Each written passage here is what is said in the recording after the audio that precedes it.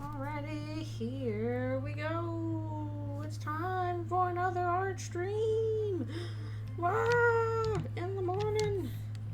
And this one, I'm going to be working on the next Eldritchrune comic. Finally got stuff I can share for that. We're doing character fills today.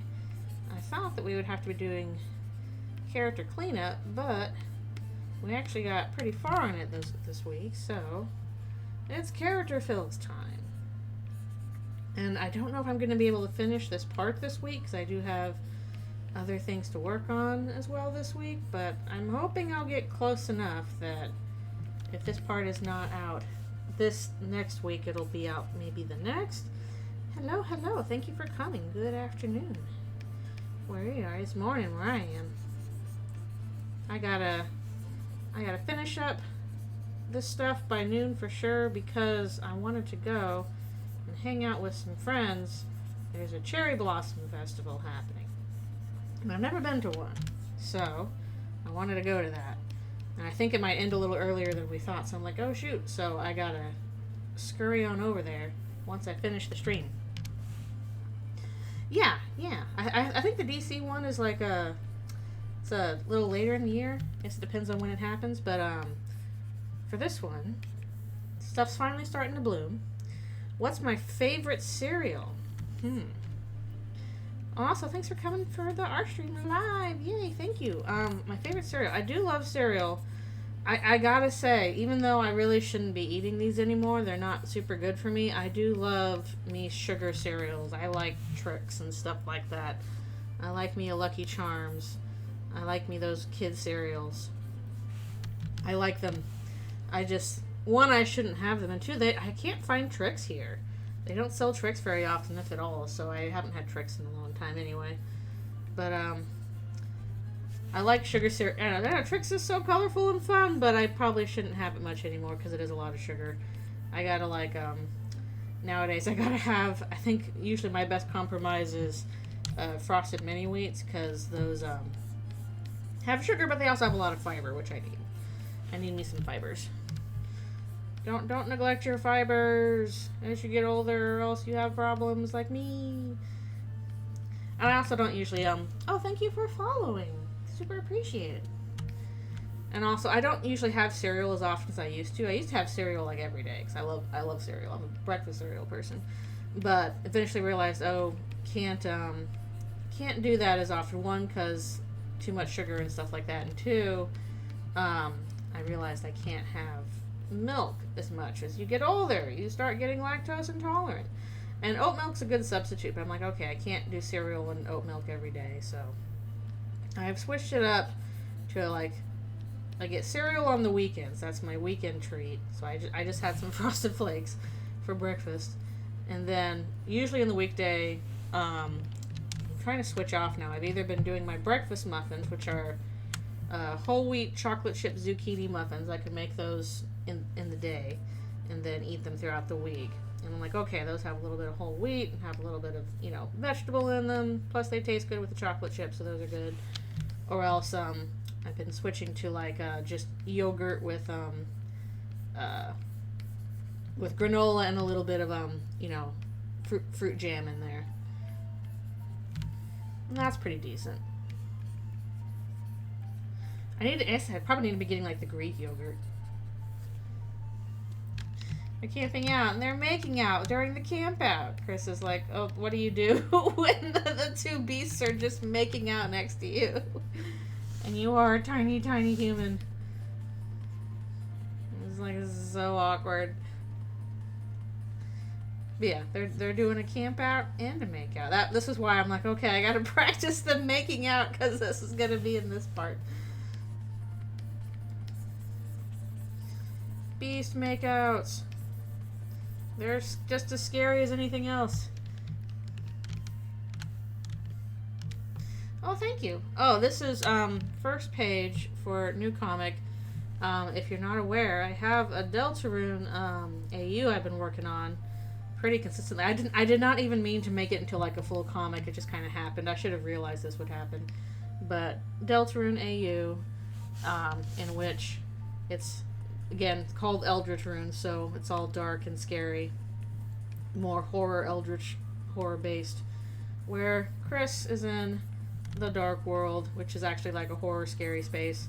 And all of their friends are giant, horrific eldritch beasts. And they sold their soul to Rouse, who is a demon. And they're trying to get back to the light world. In this particular one, this comic, we're tackling Eram, or the mantle holder. I don't know. He doesn't have a name. He's just the guy. And he's hiding his head behind his wing because he's like doing that preening thing that birds do, where they're like cleaning their wing. He's preening. He's pruning. Pruning. That'll become clear later. Thank you. It's literally just started as like doing fun character designs because Susie got repurposed from Paper Trail a while back. People were like, do it for Noelle, do it for Birdley, and I was having fun. And then a story just kind of popped up with it, so I'm like, okay, I guess I'm doing this now. So I'm switching off between working on mainline comics, so I'm not drawing them in chronological order. They are just kind of happening as I do them. I'm not tackling every scene because I would never get it done. Yes, I saw that, and it's so dumb. I'm like, what? This is just more proof we need to not be on Twitter. Why are people still on Twitter? Whenever there is fandom drama, it's happening on Twitter. And I'm like, okay, so like, why are we still there on that website? But yeah, it's stupid. Like, yeah, it would be really nice if they did the concert stuff in Latin America. They should, because it sucks that Latin America gets, left behind all the time. That is a legit problem. But it's also, like, not a problem that Toby caused or can solve. So I don't know why we're getting mad at him specifically. It's just stupid. Drawing is a lot of work. Drawing is very time consuming. And also, just FYI, I take breaks regularly because I have been dealing with wrist injuries for a long time now. So I usually get up and stretch and stuff every half hour.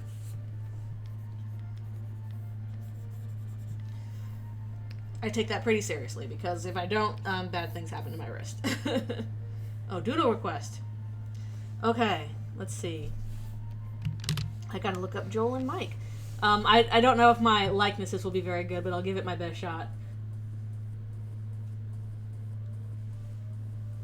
Yeah, I mean, again, it sucks that there's no official translation, but I guess it's going to have to be where fan translations come in.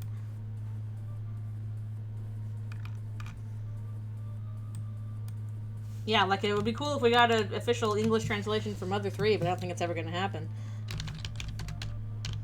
Alright, can I get pictures of Mike and Joel together? Okay. Here's an okay one. We'll do that. Because my back does hurt. That's also why I get up. That's also why I get up regularly. Because then that makes sure that I stand up on a regular basis. That helps. Although it also might have been my mattress. I actually went mattress shopping yesterday. I bought a new mattress. Because the one I'm using is like a... Joel has a beard. Okay, I think I'm just gonna do them from the top up. I'm not gonna do their whole bodies because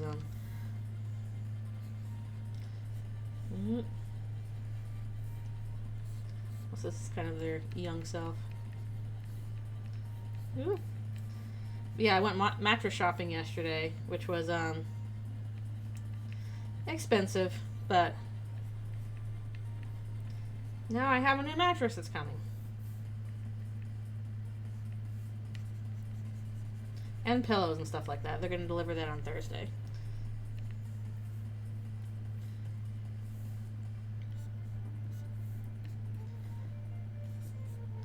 Likenesses have always been a weak spot for me.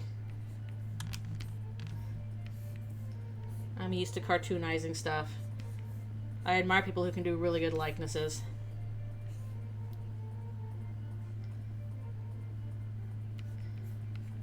That's literally the reference I'm looking at. If you don't want beard, you have to specify. That's the reference I'm looking at. Yeah, that's why you can tell apart from Mike. His little jumpsuit. In a big jumpsuit. Da, da, da, da. Okay.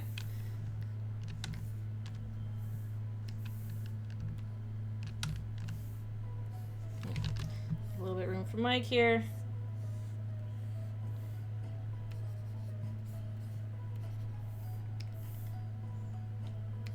Did a good job cleaning up the place, but his boss didn't like him, so they shot him in his face.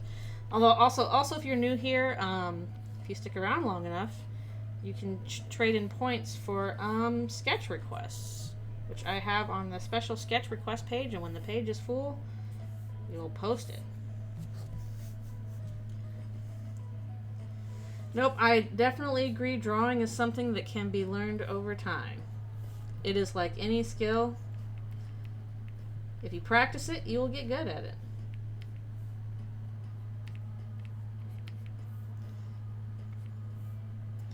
Sorry, my mic looks a little silly.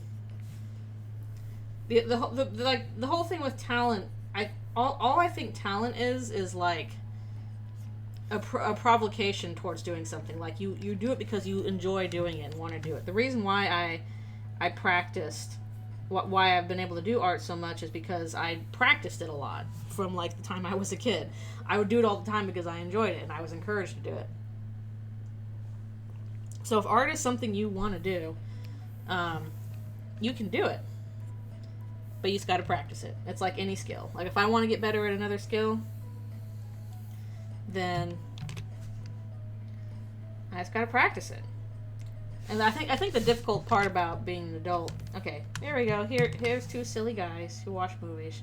Yeah, I hope they're okay. I was trying to give Joel the sleepy eye look. Did I not do the gizmonic? I can't quite see the label on his. Yeah, he doesn't have the gizmonic label on his jumpsuit, does he? No, look, I think it's just he just has a blue jumpsuit. Okay. Yay, I'm glad you like it. Thank you. Thank you.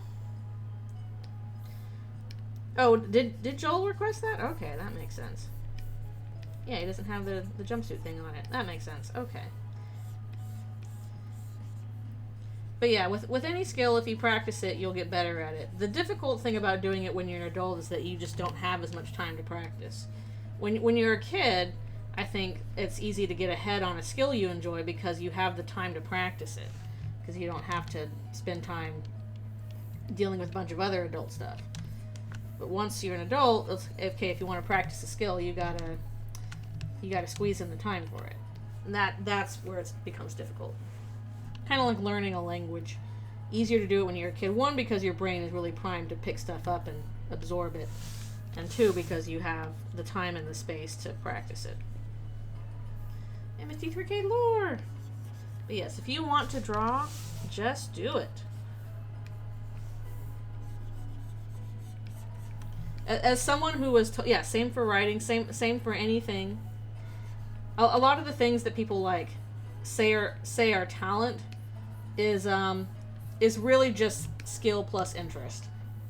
Like I was told, oh, you have so much talent growing up, and like now that I'm adult, I'm like, what I had was a dogged interest in pursuing it. That look is like, oh boy, the giant monsters are making out. What am I supposed to do about this? You're making their weird making out noises. Also, I'm gonna have to move some elements around and stuff. The fire should be in front of them, so I'm gonna have to like move the fire. I enjoy writing too. The reason why I end up doing a lot of comics rather than like just writing fan fiction is because like oftentimes when I imagine something for that, I'm picturing visuals. I'm like, okay, I can describe what I'm thinking of so much better with a visual than I can with just writing. Sometimes it's writing and stuff, but usually I need a visual for it. So that's why I end up doing comics a lot. That's just how my brain kind of goes.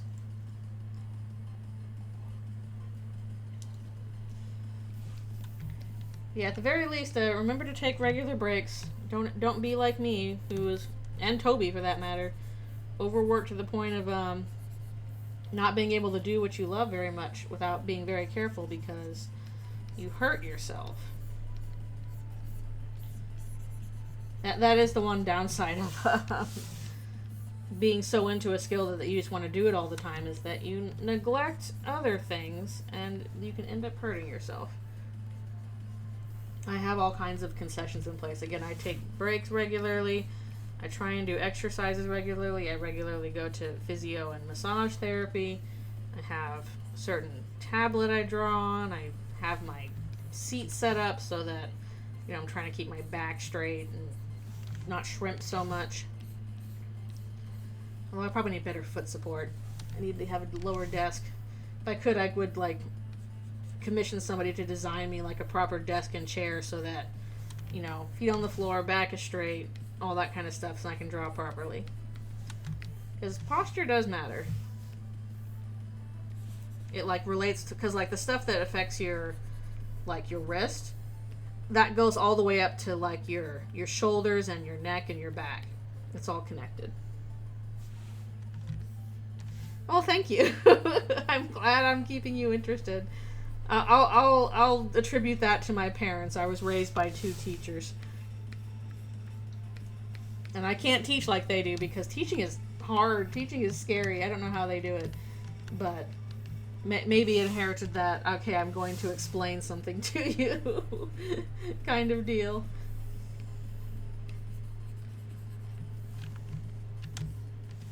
Yeah, teaching's way too hard. The few times I've tried to do it, teaching, like, art, it was really intimidating, and I felt like I wasn't quite doing it right, because it's one thing to, like, do something, another thing to explain it to people. Especially to explain to people, to one, that, like, don't have your experience or understanding, and, or 2, don't care. That's totally fair.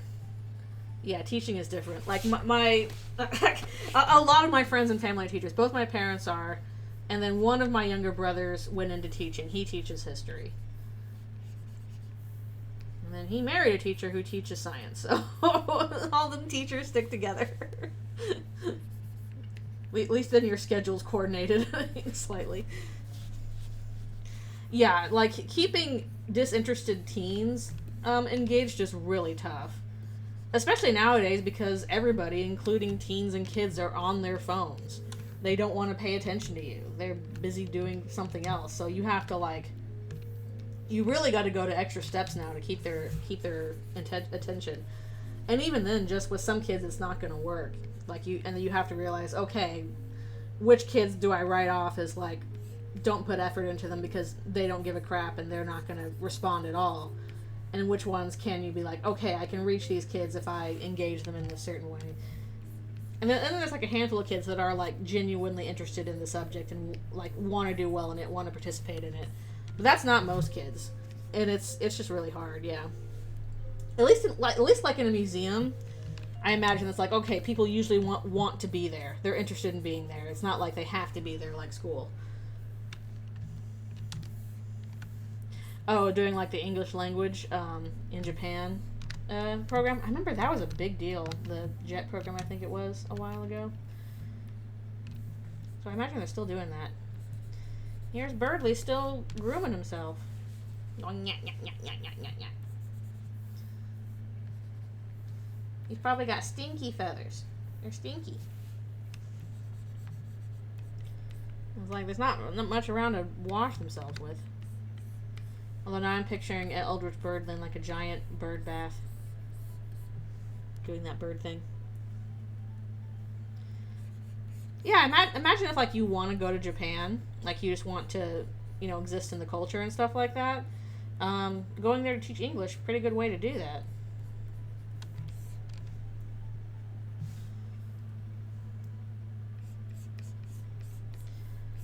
Those don't shower.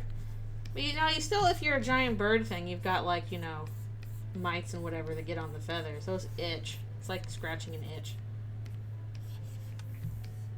Ooh, another one. Oh, gardener. Okay, let's do gardener. We did just have some Undertale Yellow music on. Let's see. Undertale Yellow. Gardener. Okay. I can find a good picture of them. We'll pop back over to the sketch page.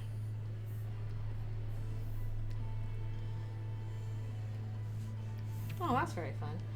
I'd like to go to Japan sometime too, just to, you know, go various places I haven't been. There's lots of places I haven't been.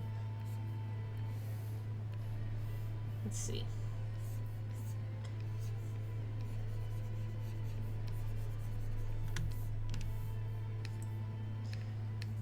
This was a fun boss for Undertale Yellow, but also, goodness gracious, that was a difficult one. I struggled on it. Oops, I accidentally took a little bit of the other one. Yeah, it's a matter of being able to afford it. It's like, on the other hand, yesterday, yay, I got my tax return. On the other hand, I spent it all on a new mattress. Oh no. But I had to do it. Well, I didn't spend all of it, but I did spend most of it on a mattress. And like pillows and stuff like that, and delivery and etc. But I really needed to do that, so. That's the problem with adulting. You get monies and then you're like, oh, I gotta buy a new mattress with this.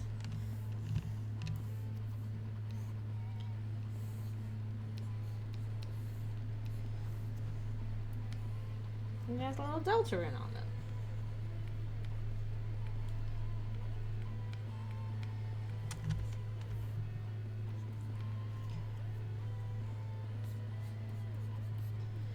I'm trying to remember, like, what was the most difficult boss battle for me in terms of Undertale Yellow. Probably neutral ending Flowey. That was pretty difficult. It was fun and it was cool, but ooh, it was tricky. That's the point.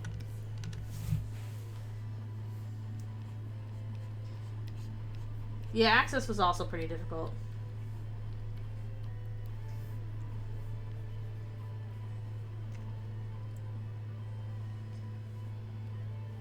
Oh yeah, Switch 2. I'd like to get one of those. If for nothing else, the new Pokemon game looks cute. But I will probably not get to it for a while. I'm busy with other stuff. Soroba was pretty hard, yeah. Alright, here we go with Gardener.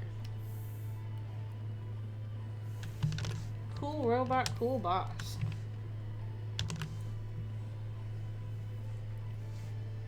We have quite a bit of Undertale Yellow on the page now. I'm realizing. All fourth of Undertale Yellows.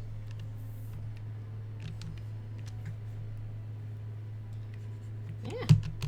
Wrong color.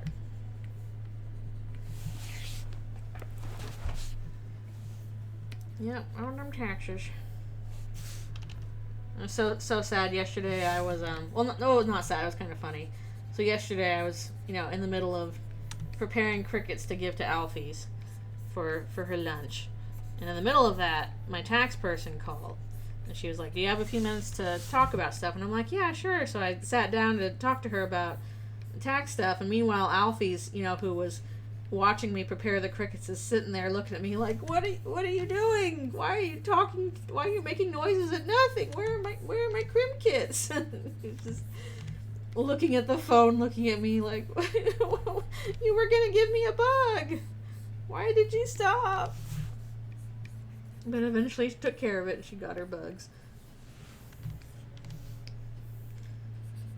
It was just funny that she could immediately tell the crickets were coming, then they stopped and just staring at me like, hello?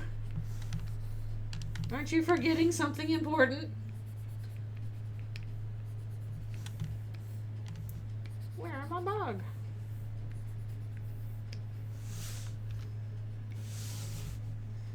Feed me, Seymour. In this case, we're not feeding her humans, we are feeding her crickets. If it were humans, I imagine that would be even more expensive.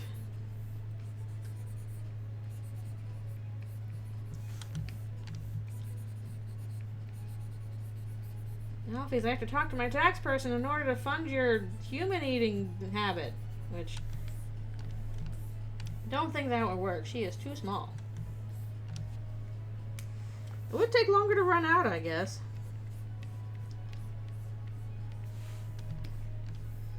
The Promise. Okay, I haven't seen The Promised Neverland. I'm like, is there cannibalism in that?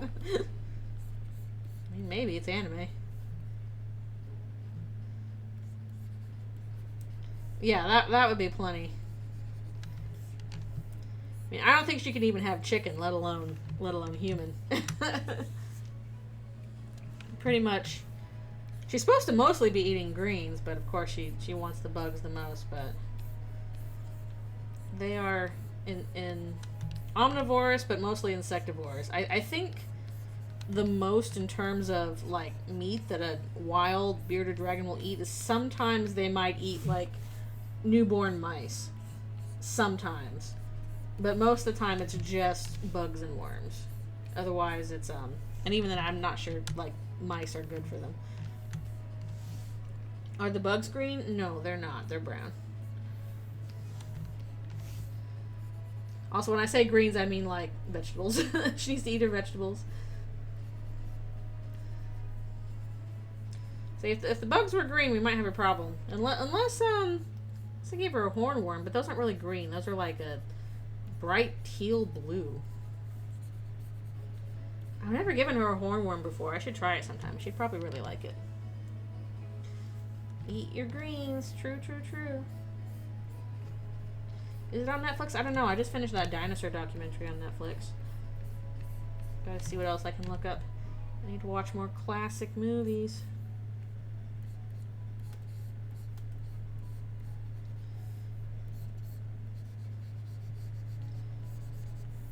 So many movies I haven't seen. Also, I need to find other extremely legit ways to do it. Oh, okay, yeah.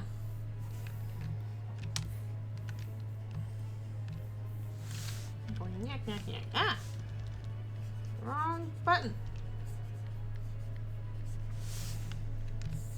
Oh, nope. Okay, I think got all of that. I'll do a little bit more.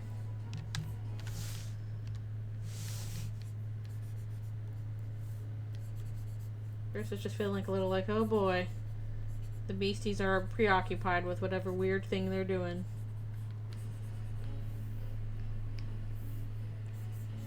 Like making out and preening.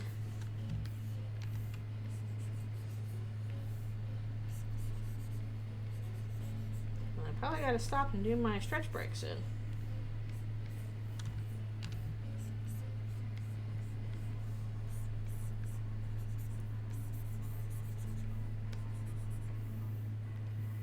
Also, good grief, I had quite a scare yesterday. So I went to the mattress store and tried out mattresses and bought a bunch of stuff that'll be delivered later this week. And then on the way back, I'm like, oh, I really want a snack. I'm gonna stop by the coffee shop. And I get to the coffee shop and went to go pay for the stuff I order, and my wallet is not in my bag. And I'm like, ugh. So I realized, well, I was literally just buying a mattress at the mattress store. That's the only place it could be. So I ran back there, and very thankfully, my wallet was still on the counter where I had paid for stuff. Like, they hadn't even realized that it was there either. And I'm like, oh, thank goodness. So I got my wallet back, because that would have been scary. I'm glad you like Chris's expressions. They're cute for now. Watch out. They'll get scared soon enough. The horrors will come.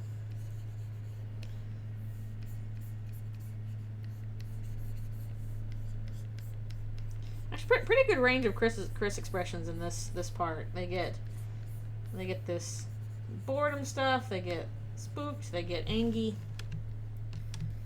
All that goodness. Who's that over here? And it's a little guy. Just a little guy.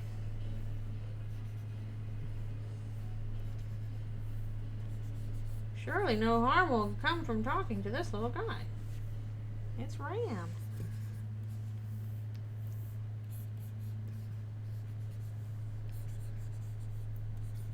We'll finally have a comic with Ram showing up.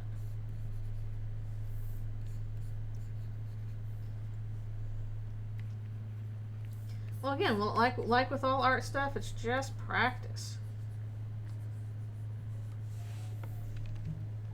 I know I definitely got to practicing more because, like, I don't know, way back in school. Oh, okay, I'm gonna do my stretch break before we finish this page. And then we'll finish this page lickety-splickety. Yep, Ram's character profile is up. You can check that out. There's not that much in it because, yeah, he mostly just appears in this comic and that's about it. Ugh. What was I talking about? I suddenly forgot. It just flew out of my brain. Flew right out of my head. Ah. Oh yeah, basically like way back in school days, I had an instructor who, because I wanted to do storyboards. That's what I said I was interested in, and instructor was like, well, you know, your expressions are just not that great. You know, you gotta have good expression work in order to do boards. And I must have just subconsciously honed in on that and focused a lot on doing, like, making expressive characters as much as I could.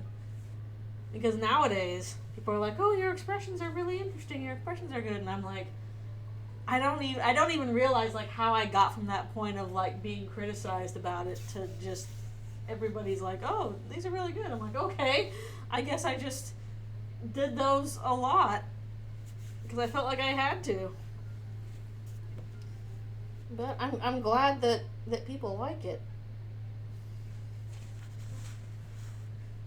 As it turns out, it is important for boards. Although probably something else I need to work on for board's sake is just solid draftsmanship, especially of various shapes. I know I see some of the other board artists and they seem to have like really good, solid, consistent like forms for their characters. Like I definitely put a lot more emphasis on like expression for my characters, but my my forms always feel like kind of gummy compared to what I see from other people's boards. We must combine our powers into something better.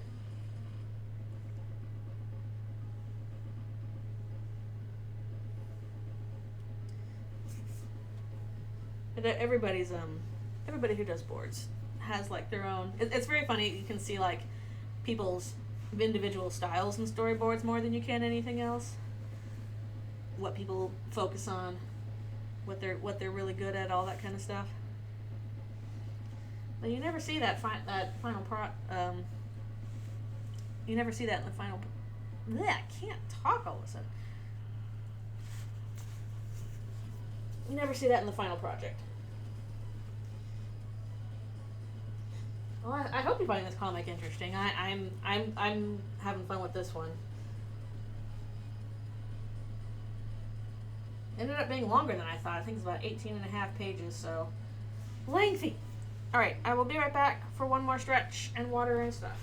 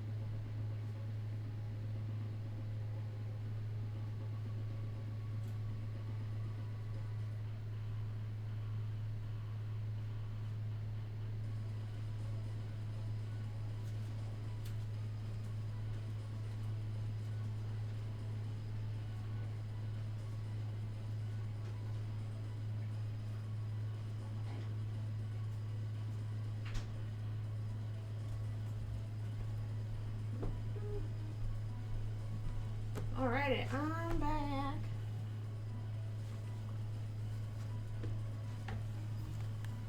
Back for more.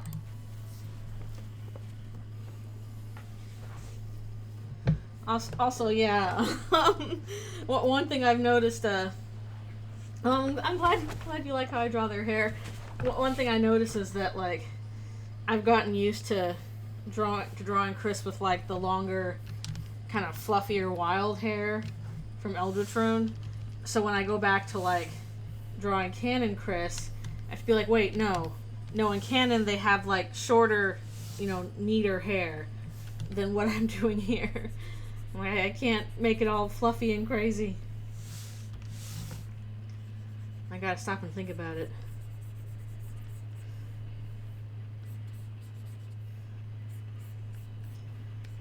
Because it's fun to make it fluffy and crazy.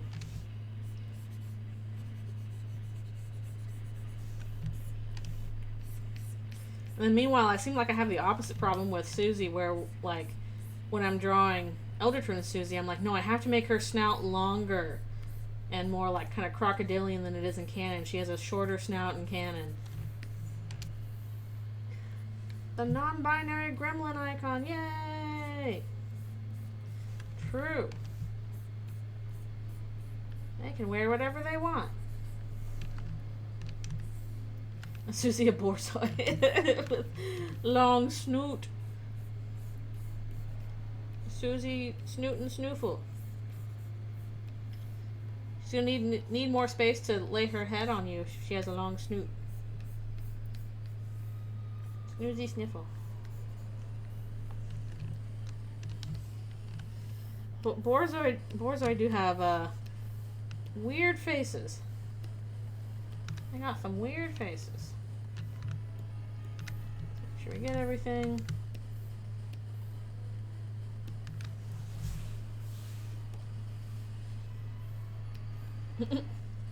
Woot. Woomy.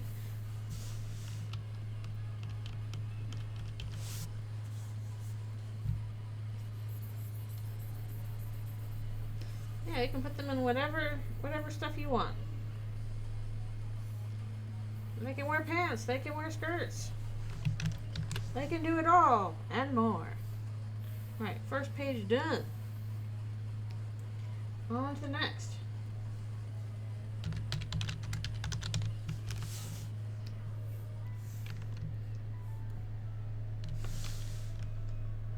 They can wear skirt pants. They can. They can wear overalls. They can wear ballroom dresses. You can't stop them. Half skirt and half pant. They can wear half pant and half short like Tidus from Final Fantasy X. Yep, Ralsei's always like, Chris, don't do a thing. Don't run into the street. The horrors will get you. Chris is like, I'll be fine. I'll look both ways for the horrors.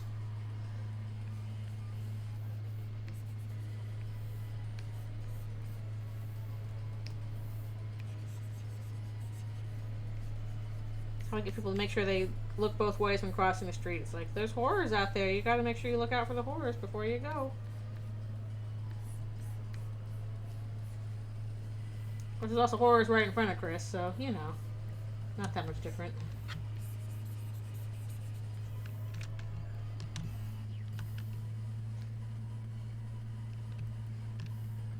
Did I, there's probably text here. I'm gonna have to move that, fire again. So that's in front of them. Yeah, seriously. Chris, you're gonna get eaten again if you wander around without looking both ways. Do you have any idea how little that narrows it down? Exactly.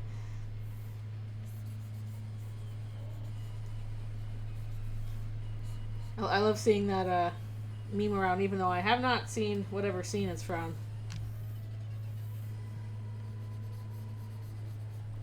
That, and I like the one where I guess there was a body swap episode with the you know, Justice League of America, JLA, and whatever, and Lex Luthor is in, like, the Flash's body. He's like, finally, I'll find out who the Flash is. Looks in the mirror and he's like, I have no idea who this is.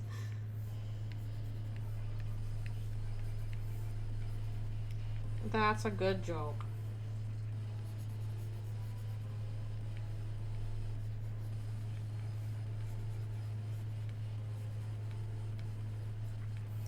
At this point for Chris, if it's not the horrors, that's when it, you know, stands out. It's kind of like, huh, I'm expecting horrors. These are not horrors. That's suspicious. You get used to horrors enough and it's stuff that's normal that starts to feel weird. And we adjust way too easily to things. Which, for better or for worse. And once again, stuck doing Noel's antlers. That's the true horrors. Those dumb antlers that I've saddled myself with forever.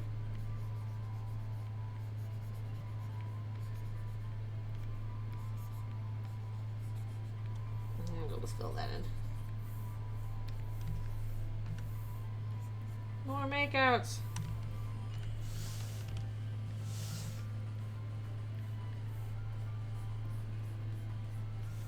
We have to have more Eldritchrune Suzelle in here. It's been too long.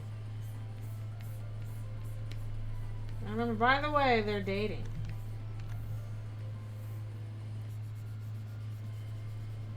Ooh.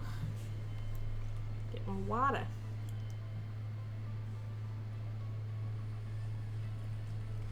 Also, man, I hope it clears up a little bit before the Cherry Blossom Festival, because it might rain a bit, but I hope it's not too overcast either. Then again, that might look nice. I guess it depends. I don't know. I guess I'll have to find out.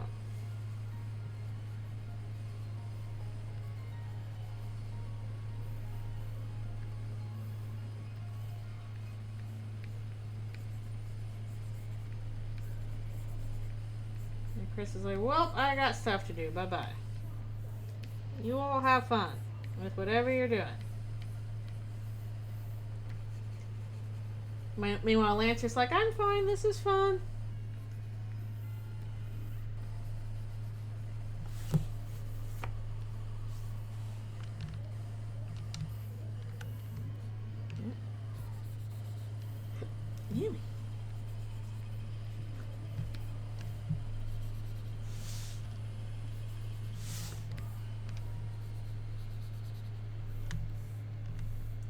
Yeah, exactly. He's just hanging out. He's just having a good time. He's just chilling. Being the bouncy boy.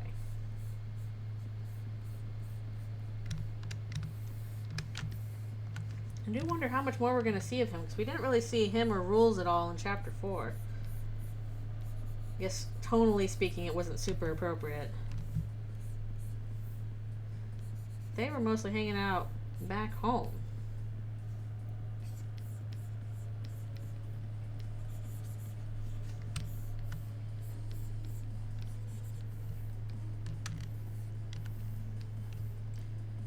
So I'm like, bye-bye, I'm off to do things.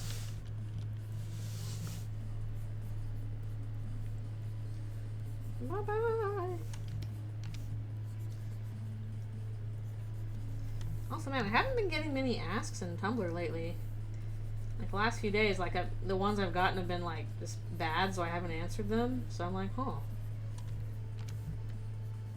Been quiet. Fandom-wise. Maybe everybody's just yelling about stuff on Twitter, and I'm not seeing it, because I'm not on Twitter anymore.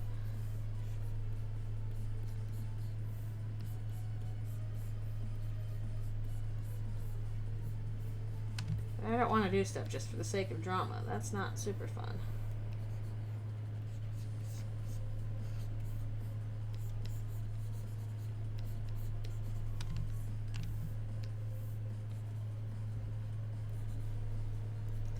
I guess we're also just kind of waiting for a new newsletter. Which, who knows when that'll happen, because I kind of get the feeling that whenever we get a new newsletter, it'll be like, hey, release date. And that could be any time, you know, from now until May, pretty much. Yeah, that is one of the dangers of when you have a really big cast of characters. You usually just don't have the space to, like, give them all time and stuff. It's so much stuff to juggle. You end up having to, like, kind of pick and choose people in groups and then get those groups together and do stuff with just those groups.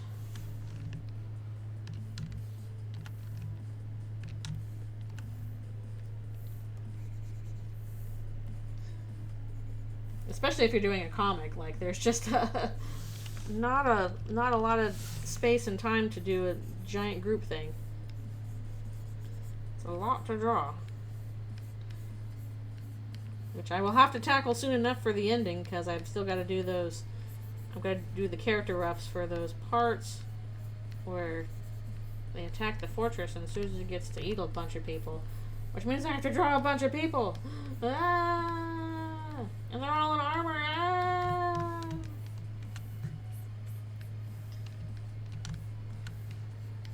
Ralph's expressing how I feel about that. It's kind of...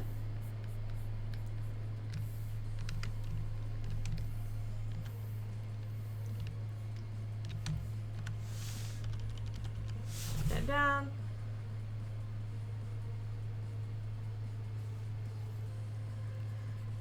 Yep. Again, balancing for a growing party is always pretty tricky business.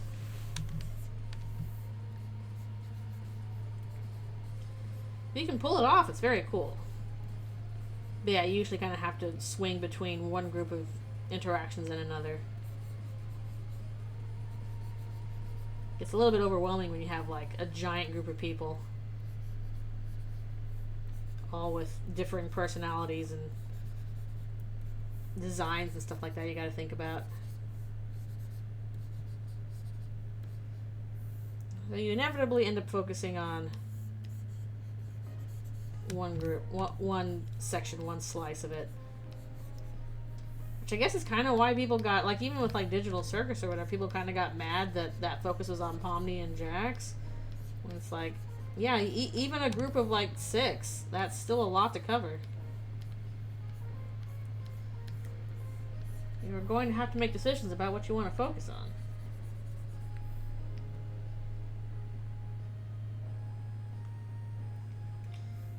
Is volunteer library work. Yeah, I understand why people would be mad about that. Pomni is the main character. Are they mad that, like, Jax is also considered a main character and not, you know, some of the other ones like Ragatha and Gangle and stuff like that? I don't know. I don't understand it. I don't pretend to get it.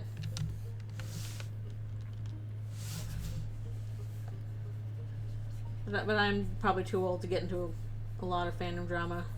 I ain't immune to it. I definitely am susceptible to it as well. But I try and not engage, because that will take up way too much of my time. I ain't got time for that. I gotta draw all these comics. Ah! Exactly. Garfield face. You're not immune to fandom drama. Where did that meme come from anyway? Why Garfield's face attached to "you are not immune to propaganda"? I mean, unless it's just like, you know, Garfield being kind of ubiquitous and everything. If we attach Garfield to it, you'll believe it, even if it's propaganda kind of thing. I don't know. I'm just curious as to the backstory behind that particular image and statement pairing. And it is Garfield. Who understands the intricacies of the Garf?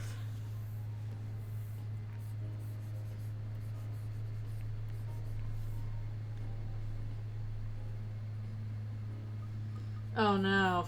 Oh no. Like what kind of opinion or personal feeling?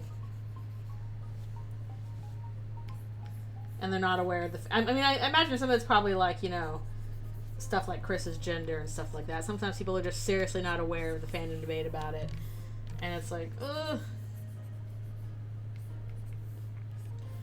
There shouldn't be a debate, but there probably will be until the end of time because people are people.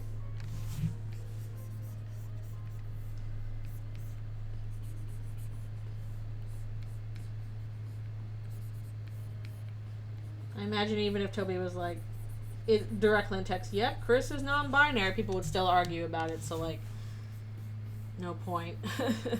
Might as well do what's appropriate for the story.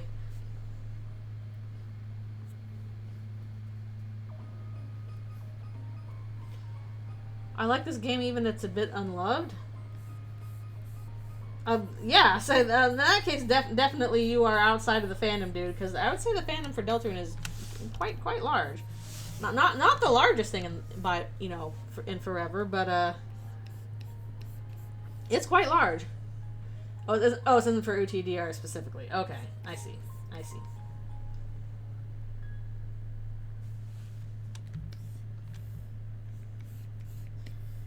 I do not doubt that there are tons of secretly peak things out there.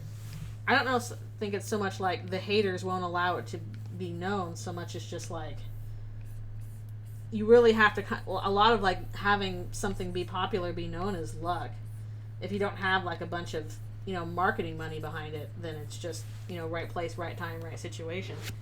So there are tons and tons of, you know, probably excellent pieces of art out there that are not getting as much fandom attention as maybe they deserve, just because circumstances didn't quite line up for, you know, it to hit the audience it needs. So sometimes like there's a certain audience for something and you just don't quite find it. Your ship's in the night kind of thing. Or maybe the audience finds it but they find it a little too late. You don't know. You don't have control over that. That's the kind of thing that I would definitely struggle with because I'm not super good at getting to things on time and I'm not super good at self-promotion. Both things that are useful to have. That's probably the problem with a lot of art, honestly, is that you need a hype man for it. And a lot of artists, myself included, don't like hyping ourselves up. It feels really uncomfortable. What you want to be focusing on is just the work. You just want to do the work and let it speak for itself. But you really do need a hype man for you, and that's like if you can find yourself a hype person, or be your own hype person, you're in good shape. But most artists don't have that, can't have that.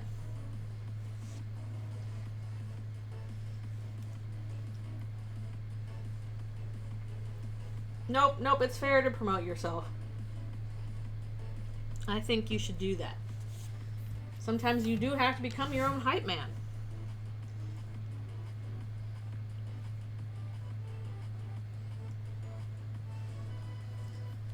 Okay, I don't know that series. So many series out there.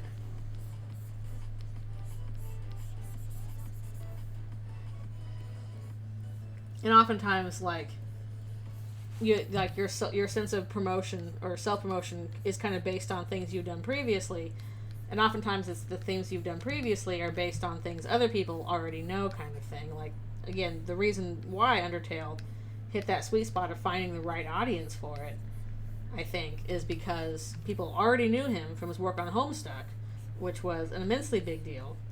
And in a lot of ways, Undertale was like right what Homestuck fans needed at the time when like there was no Homestuck coming out. So it was not easy. So it was not difficult for people who are already into Homestuck to be like, oh, I'm going to jump to this thing that, you know, is along my tastes. So Undertale was very fortunate in that it is good, and also it found its audience at just the right time. And from there, split off into greater popularity.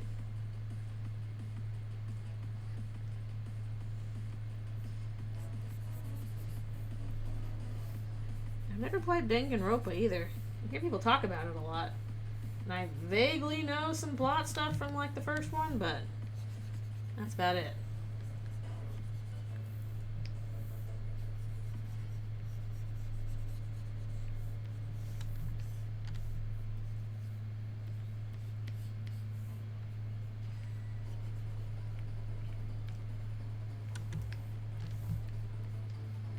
Especially in today's day and age, where you're competing with so many different things and people have no time to get into things. It is exceedingly difficult to, find an audience that's committed and also has the time to engage with it at the time that you're putting stuff out. I'm quite certain I'm sure there's stuff out there that oh, this was made perfectly for me and my interests that I'll just never know existed because just did not find me at the right space and time. But in this case, Eldritchrune definitely is, okay, this was made for me and also found me at the right space and time, so away I go!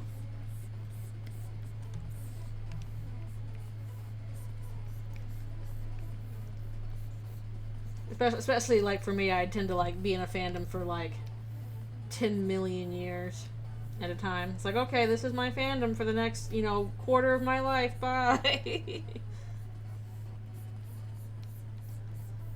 At least that was me with Kingdom Hearts. Yeah, that's also frustrating. If you have a big hit and then you want to do stuff after that, but people are still too focused on the thing that was a big hit. And you're I want to do other things too, new things. Please check those out as well. I'd like to expand beyond just the one thing.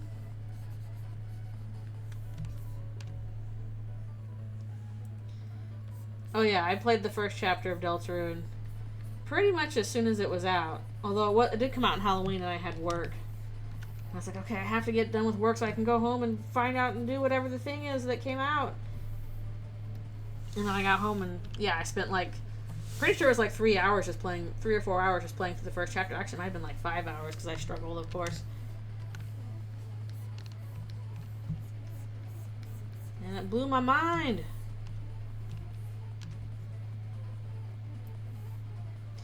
Yeah, I'm susceptible to that too. I am. I'm susceptible in both ways, honestly. Because I want people to notice the original stuff I do as well, because I'm I don't just do that, I also have original things I do, and I hope you look at them.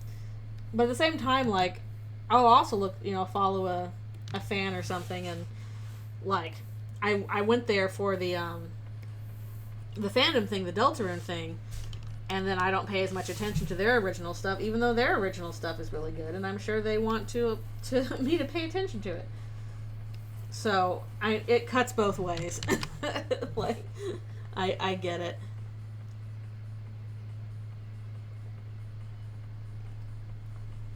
I gotta put forth more effort into engaging with people's original stuff, and then at the same time, I hope people will look at my original stuff.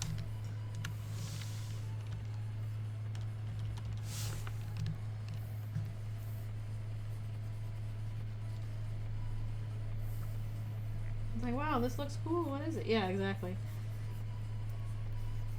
At the very least, regular contingent of people vote on Anthrofractal. I think that helped a lot when, Tumblr actually changed their poll so that they could last 3 days, because before it was just comments, and number of people participating jumped up a lot as soon as there was, an easy way to do so. Clicking a button versus having to write a comment kind of thing.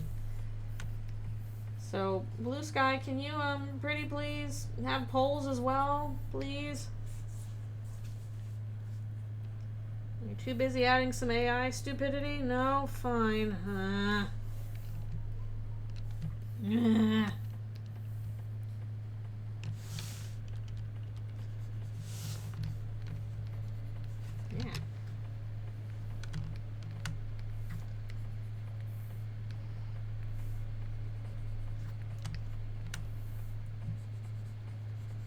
I definitely want to do another original project later in the future. as well, but brain is still too Deltarune right now for me to focus on how that would go, and Anthrofractal's taking up that time anyway.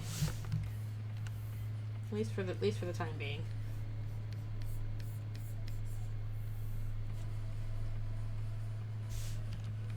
I know. That's so annoying. The problem with a lot of these like social media platforms is that the people that run them like secretly are like, man, we want to attract like all them like Bitcoin and, you know, investor type people to this platform and have people use it for like AI and stuff like that, when most people are like, we don't want that. We want to post our art and stuff. Can we do that? And they're like, no, we wanted you to like we want you to do gambling on our site. That's the only way we make money. Ah.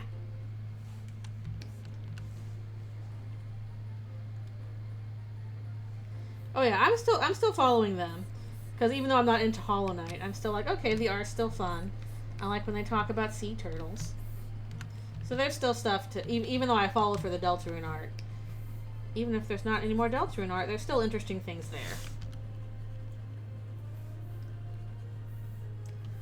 I know I should play Hollow Knight at some point. I'm just scared, but I know I gotta do it. Yeah, old DeviantArt. Oh yeah. Hello, thank you for coming. We are still doing character fills. So I probably gotta stop soon and do a little stretch break. Yeah. The Hollow Knight arts are still very cute. But I just don't know much about Hollow Knight, so I'm just like, these are cute. I don't understand them, but I like the art, yay. Yeah, and you can't control like what an artist gets interested in or not interested in, disinterested in. It's definitely been weird. Like, I've been having a lot of people out of nowhere just get really into like the Kingdom Hearts art I was doing a while ago. Like, I've been getting a lot of notes on my Kingdom Hearts art. And on one hand, I'm like, yeah, I'm glad you're enjoying that. On the other hand, I'm like, I'm sorry, I kind of left behind Kingdom Hearts a while ago. I am Deltarunes now. If you are following me for more Kingdom Hearts, probably not going to see it. I don't even know if I'll play 4. Depends on if there's Disney Worlds in it I want. I was watching Lady Emily Kingdom Hearts randomizer yesterday, and that was really funny. You know, stumble into this, you know, Pete boss battle, and it's actually like Thrones in this good stuff. It was funny. Yes, you are in good shape. You're a fan of both Toby Fox and the Bug games.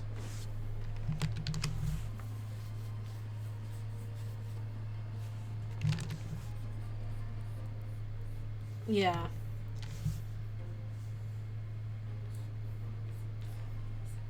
And I always want to, like, encourage people to, like, you know, do more stuff with their OCs and stuff like that, because that's fun and cool. You should do stuff with your OCs and your original stories.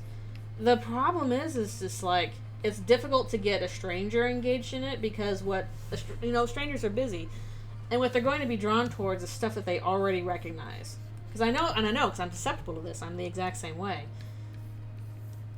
You really have to put in, like, 5 times the amount of effort for your original stuff in order for it to get like any traction, because you have to build that emotional investment from the ground up, and that's hard, especially by yourself.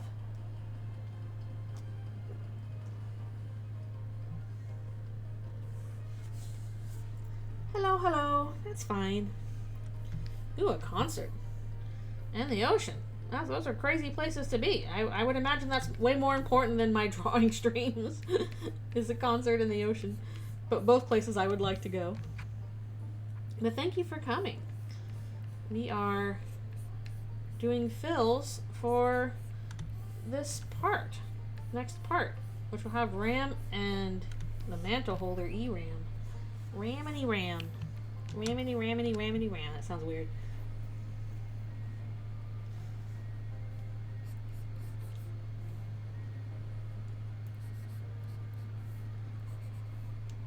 I will admit, though, when it comes to OCs, like, I never quite understood, like, doing an OC that's, like, separate from a story.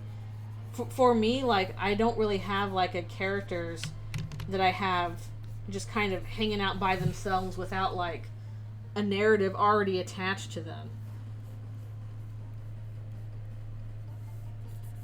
I have like kind of loose hanging characters. I'm like, okay, maybe I can apply this to another narrative, but I'm not really interested in like characters outside of their narrative unless I'm doing like, you know, a roleplay RP or something like that.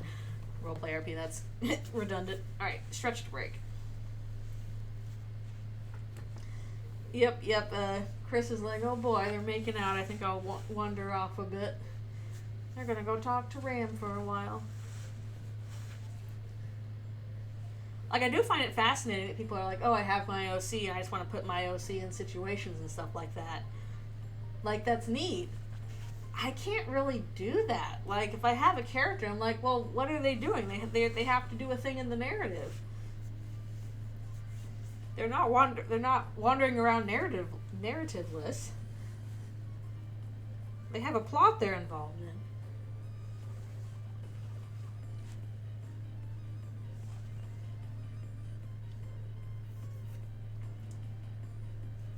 So I don't know. I wonder if that says anything about me or any other person as an artist. I don't know what it would say, but it's kind of interesting. Hello, thank you for coming. It's spring. I know, I need to comment on art more. That was supposed to be my New Year's resolution, and I, as usual, feel like I kind of fallen behind on that. I gotta comment on people's arts more. And be like, hey, that's cool. I don't know why I'm always so bad about that. Ooh, strawberry lemonade. That sounds delicious. I love strawberry lemonade.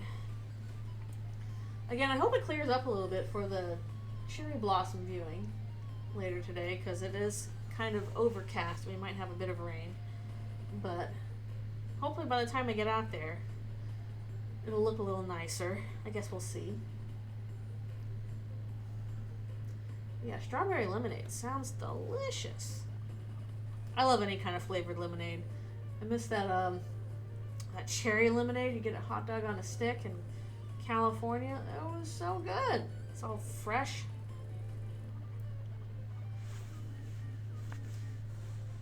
Yep, good to get through game backlog. That was pretty much Portal. I've had that in my Steam catalog since, like, I don't know, 15 years ago. Some ridiculous amount of time.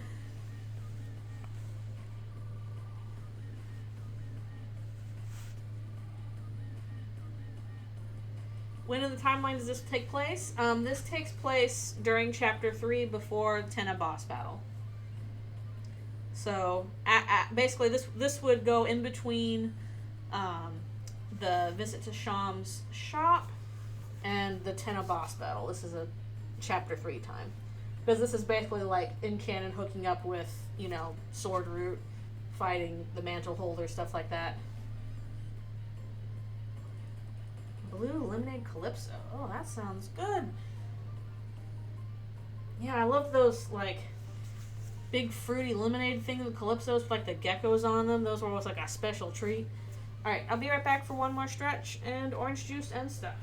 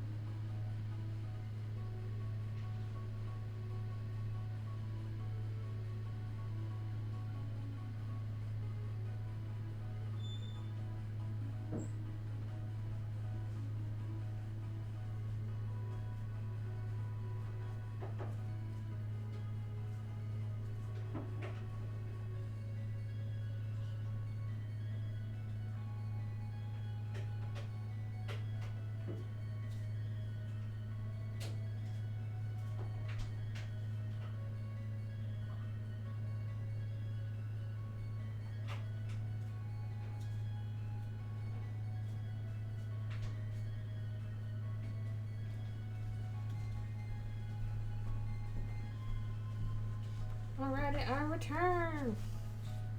Hopefully there'll be no knocking liquids all over my floor like there was in Portal. But I have my orangey juice. We're back. Yeah, the Calypso drinks were always like, man, they were like Snapples, but like even bigger and more sugarier. But they would like sell those next to like all kinds of other stuff in grocery stores, whatever.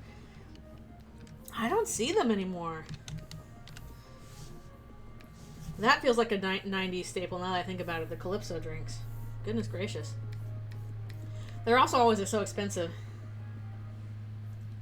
Suck you. I don't remember this at all. What was this video? Ooh, bake sale. Bake sale's yummy. Lurk. Oh yay, nom noms and movies. Hope you have good noms and movies, and thank you for lurking. Some British kid whining about the drink being mean. What? I don't remember this at all. I don't even remember seeing like commercials for Calypso. They would just sell those, and they always looked so big and fancy, and like, you know, the big American sippy that you wanted as a kid because they're big sugar fruit drinks. But I don't remember seeing a commercial for them ever.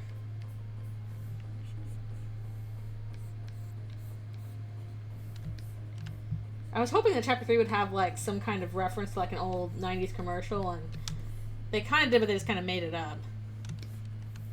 Okay, I have to check that out later, because, yeah, I don't recall that at all. Okay, I'm gonna... I'll look at that later.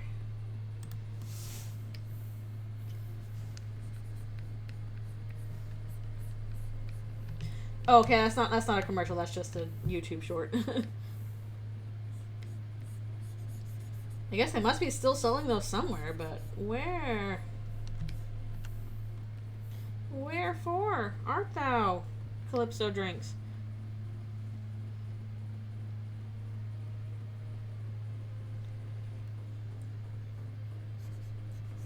Well, that could be an interesting short story.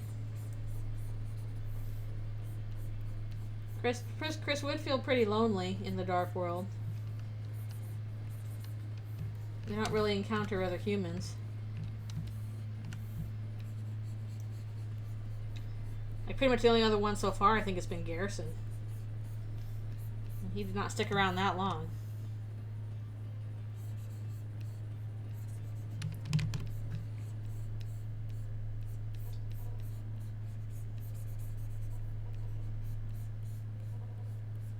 It's an excuse for big smoochies. between the big scary monsters. Ram's like, this isn't making you uncomfortable, is it?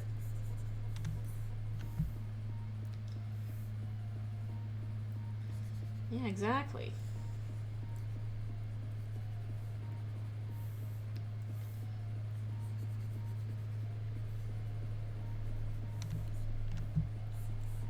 I probably should have Chris encounter more humans just, you know, on the basis of probability. But, story-wise, not that much reason to do it.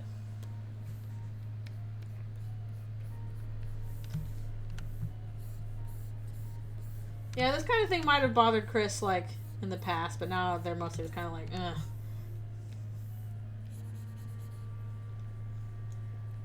Yeah, kind of with Tenna, because there were some humans in there, but again, can't really interact with them. Ooh. Digital Circus OC, that's fun.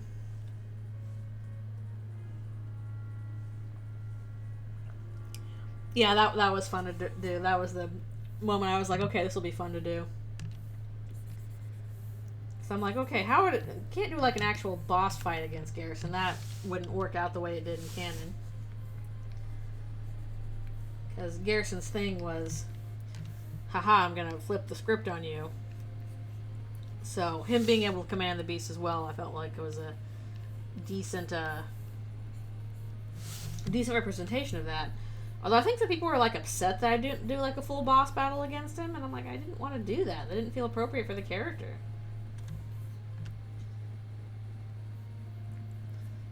Pretty much what his command was pretty much like, calm down. Calm your tits. It means sit.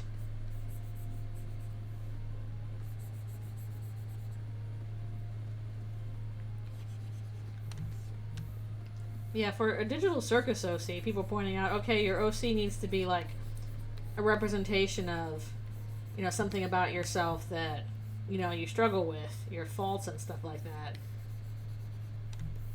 And I don't know how I'd represent that.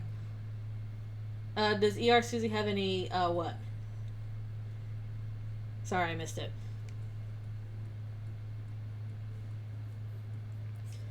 Yeah, they're on better terms after the parasite fight thing. I do. Does ER have any calm your tits? No, she has no tits, sorry. She is dragon reptile.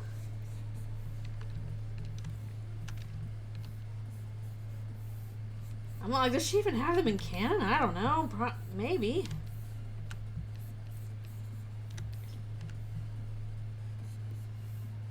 No, I get the joke, but now I'm suddenly wondering, like, wait, canon Susie.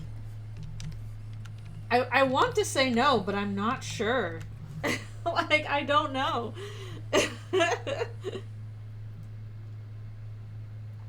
Ooh, a humanoid tiger. That's cool. Nope, I missed a spot. Right there. Only Toby would confirm that, and I don't think he's ever going to, so we are going to be wondering forever. We're definitely not going to be able to tell from just the sprite. A classic furry question, true. I will say I get annoyed when I see people draw Susie with really big boobs. Because, like, regardless of whether she actually has them or not, she's not built like that. She doesn't have big boobs.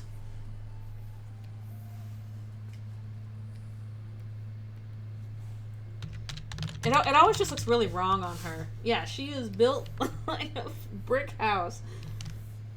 She is built like fridge.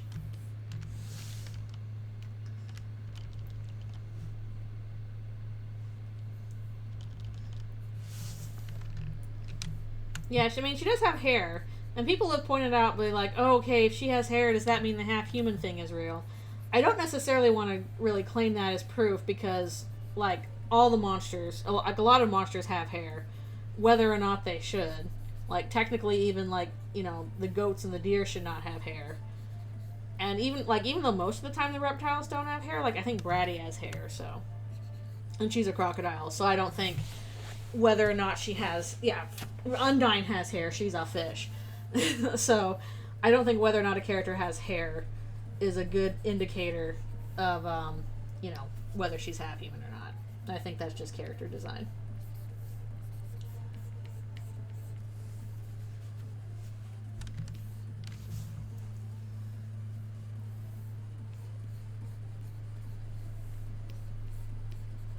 On the other hand, I think she's got a belly button, at least in some concept art that Gigi's done. So make of that what you will.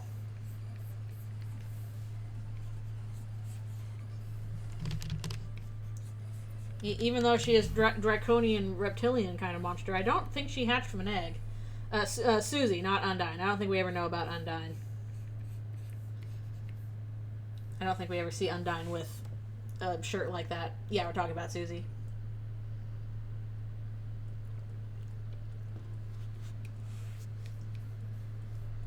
And this was like the concept art for like her rock outfit, because she's wearing like a midriff for her rock outfit.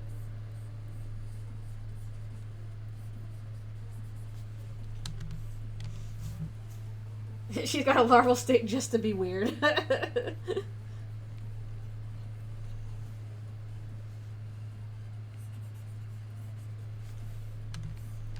Is Ross? He might. Check his rocker outfit. I think he might. But I don't know if that counts as well or not, because like he's clearly based on, even though he's a Darkner, he's clearly based on the Dreamers. And they are mammalian enough, I think, to count. I don't think they hatch from eggs.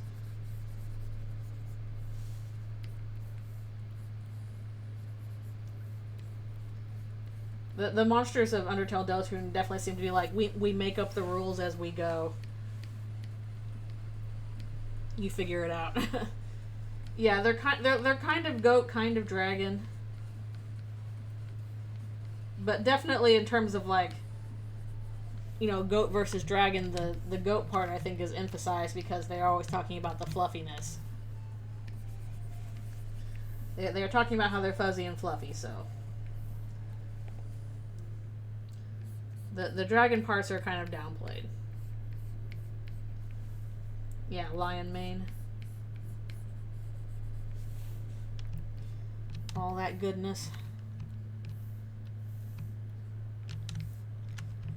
Alright, the moo moo joke. True, true. That was mostly Garrison not answering the question. Like, the question is, like, is Toriel a goat? And he's like, goat? Well, somebody, you know, complimented her on her moo-moo and said she thought they were calling her a cow, and then he just moves on and never answers it.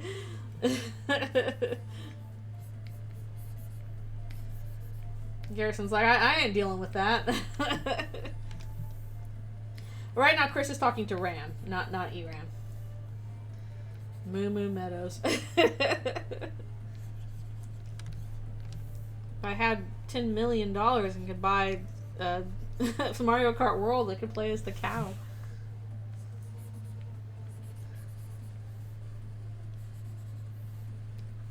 Yeah, we haven't met Eram yet. We will eventually. Probably not in this thing, because I'm going to have to be drawing him on a separate layer for reasons. So I'm not really doing fills for him. It's another reason why I'm worried about this part taking a little longer than this week to finish, because there's going to be a lot of effects going on that I got to pay attention to. At least the backgrounds are done. Everybody's playable in Mario Kart World. Everybody. When you think of a guy, well, they're playable in Mario Kart World. Hua!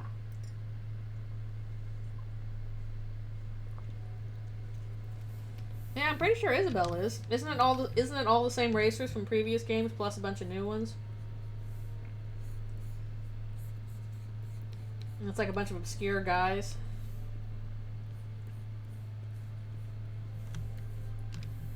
Not guest racers. I don't know. I think if you can play as them, that counts as a racer.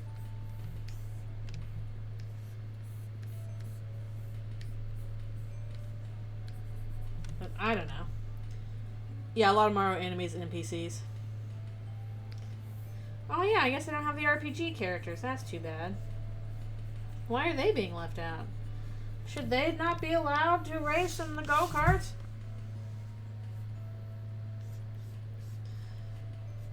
Yeah, I don't know why they're putting Star Fox in that.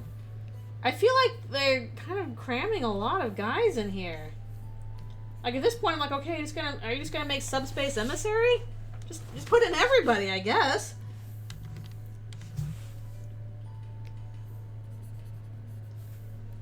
Sure, like they're going to space. Well, Samus should be there then, I guess. Passed by Deoxys. I don't know. Where's Daisy?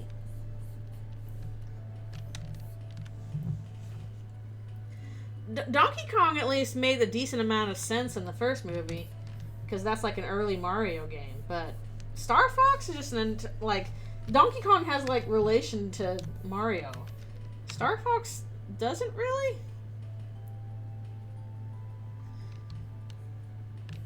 Like I already thought, okay, they'll have plenty to cover like just with Yoshi or introducing Yoshi. Okay, no, we're introducing like Rosalina and everybody in Galaxy. Okay, no, now also Star Fox is here. Everybody's here. Are they releasing a new Star Fox game? I thought that was kind of a running joke that Star Fox keeps being ignored forever and ever. Man, if I could do that, something else I'd play on stream is Super Mario World. I've never actually played through all of it. I'm always so impressed by like all those Kaizo runs people do on GDQ with like Mario World that we made it insane. There's rumors. There's rumors of a new Star Fox. I see. I see.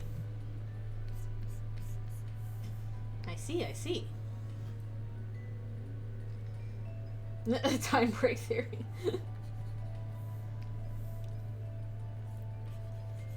I guess the first one made enough money. Like, the first one was fine, I thought. Like, it wasn't groundbreaking or anything in terms of, like, a video game movie, but I'm like, this is cute. This was enjoyable. Good for the kids.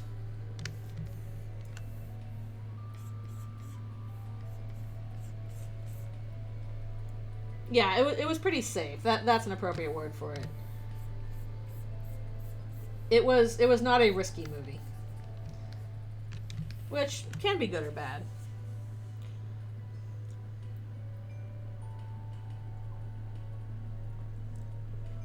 That's another game I need to try sometime is Mario RPG.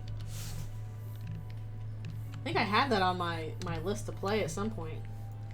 I don't know if it kind of fell off or something. Maybe put it back on.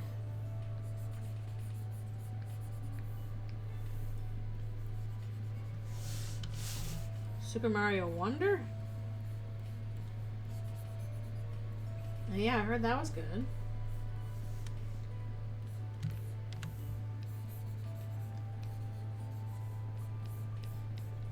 I don't know most of the stories for these Mario games, but I guess that's kind of the point, is that for most Mario games, the story is kind of secondary. It's just the princess been kidnapped by the Bowser, go save her. Like, pretty standard basic stuff, which is fine, because the emphasis is on this is a fun world to navigate. I did not see the live action movie, even though I was contemporary for it. And every bit I see of it, it's like, what a strange movie. Yeah, I don't think Mario's ever been in-depth. That's fine, it doesn't have to be. Not every game has to be like, and this is the complex story for it. Like, sometimes you just want to do a little thing. Sometimes you want to jump on a block and, you know, race a turtle and stuff. The very first game where Daisy's playable.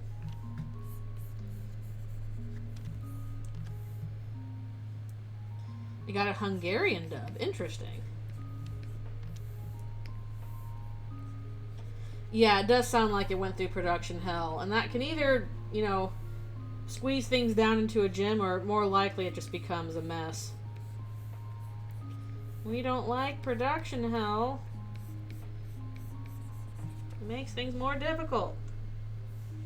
Yeah, I do know the RPG series does have a plot, which would make sense. That's kind of That's the standout bit about RPGs. You kind of sacrifice the gameplay aspect for more emphasis on the plot.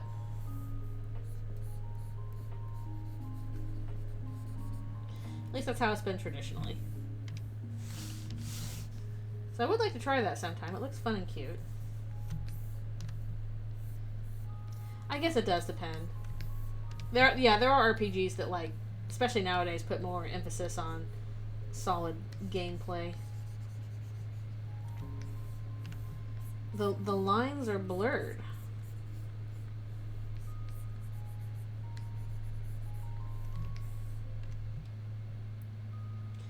Yeah, Chunk of Mario. Give my 1,000-year door. Yeah, I know. Okay, that's the one that has Vivian, the ghost. I know there was a character that came out as trans, which is neat. I think prior to that, a lot of people put their hopes on Birdo, but Birdo was always pretty hush-hush and didn't really go into the details for Birdo. But I'm glad they finally have a trans character. Although I feel like if I'm going to play a Paper Mario one, I should probably finish, like, the first Paper Mario. I started it a long time ago, because my brother had a copy and I was playing it, but I didn't finish it. Yeah, Vivian for sure, and then Birdo was kind of maybe, don't know. Birdo was kind of awkward to claim. Yeah, I'm not sure on Birdo. I think, like, before Vivian, people were just, like, clinging to whatever they could get, and Birdo was the closest. But at least they have Vivian now.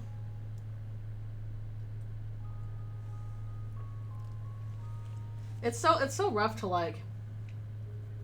I think the solution to this is to not depend on giant conglomerate, giant, mega corporations and their output for proper representation for you. That the better place to look for decent representation is smaller scale stuff within the queer community. The problem then is that people are a lot more critical, I think, of the small scale stuff than they are of, the big conglomerate stuff, which is kind of dumb. You feel like it should be the opposite, but people get a lot more pent up if, there's representation for a smaller scale thing. And I think maybe expectations are a little different. Like, people kind of expect, oh, I want the representation for this small scale thing to cater to me specifically. And then if it doesn't do that, it's like, oh, this is bad representation. But oftentimes when people are, in the queer community and they're making a character or a story that, it speaks specifically to them and their experiences, not everybody in the queer community is going to have those same experiences. And just because you don't feel like it's good representation doesn't mean that it's not good representation for somebody else who's like, oh, this is my experience. There's a wide range of queer experiences. Okay. Birdo was originally in a manual written as a boy who thinks he's a girl with a different preferred name. Yeah. At least most of my experience with Birdo was always just like girl presenting, it's a girl kind of thing. Yeah, exactly. The ideal situation is that we have a wide variety of queer experiences that we can, read and write and experience together. But I don't know, people get prickly if something is not matching to what they think is something to be. Hello, thank you for coming. We are still doing fills on this scene with Chris and Ram.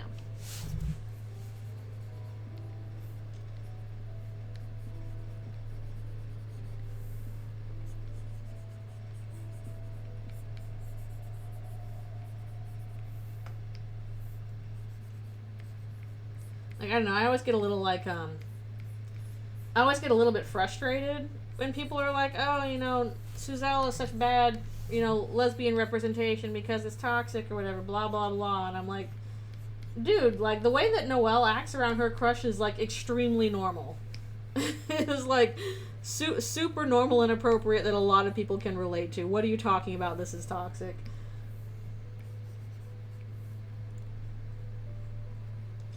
I know. It's basically Teen Crush but lesbian.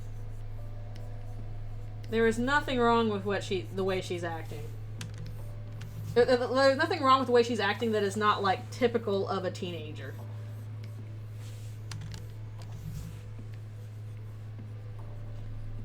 Especially a teenage girl who goes through, like, so much scrutiny.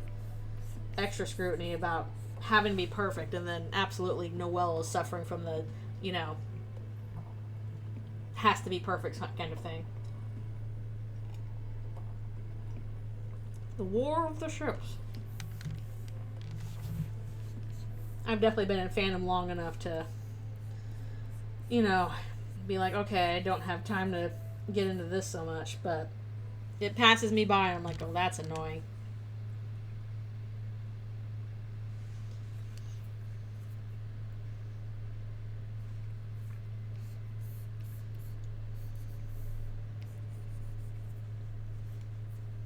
Yep. Or they answer like, this would be totally bad if, you know, she was a boy. And I'm like, yeah, and what if the world was made of pudding? That's not what we have. That's your first time experiencing a ship war? Well, could be worse. There's a lot worse ship wars out there, so not bad for a first experience, all things considered. It could have been in the Harry Potter fandom when that was going on, which was exceptionally bad ship wars, like kind of infamously bad ship wars. Now Harry Potter infinitely bad for different reasons, but at the time, like early 2000s internet, Harry Potter ship wars were exceptionally awful. So what we have with Deltarune, not that bad, but honestly, not that bad by comparison. It ain't no Clant situation or anything like that. The War of the Ships sounds like a movie about the internet. You know what? It is similar to a school assignment that I had once, and I'm so mad I can't find this anymore. For one of my creative writing classes, we had to write a play. I wrote a play about a ship war, and I called it Battleship. And basically the ship war was like, it was a pretend, it was for a pretend fandom. Like, I made up, it was like a sci-fi show that I made up, and it was about, you know, two friends who meet online, and then they get into opposite sides of a ship war, and the fallout from that. And yeah, I wrote a play about a fictional ship war called Battleship, so I can't find it anymore. It's probably not that good, because I wrote it like in college a long time ago, but it was definitely better than the film screenplay I wrote, which look back on that and cringe. Does it end in death? No, it does not. People kind of didn't like the ending, because my original ending was like, you know, the friendship falls apart online, and I changed the ending slightly to you know, because the friends only knew each other online and didn't know each other beyond that. So I ended it with they meet each other in real life without quite knowing it, because they're going to end up going to the same college, and show that there's a chance that they can kind of start over and develop a new friendship based on reality rather than the ships they like. So, a cautiously optimistic ending, basically. Yeah, enemies to lovers story about shipping enemies to lovers. Yeah, like, I get why people like all the ships they do in Deltarune. I don't think there's any ships where I'm like, oh, that makes no sense. That's stupid. Like, there is possibility there for all of them. I am a Suzelle truther, but I've always been kind of boring, and I stick with canon ships. In that sense, I'm not a super cool, exciting shipper. But, like, in terms of, like, why do people ship this? With, like, pretty much all the Deltarune fans, I'm like, yeah, I can see it. I can see it. There's potential there. The solution was to touch grass. It was. That was the solution in the case of that play. It was at least a more cautiously optimistic ending than it was previously, where their friendship just falls apart. I'm so mad I can't find the script for it anymore. I've looked through, like, my old schoolwork. Again, this was, like, in college, so a long time ago. I can't find my script for it. Okay, I'm gonna take a stretch break, I think. Wait, is it stretch break time? I think it is. I think it is. Yeah, this is a good place to stop anyway. Stretch break time.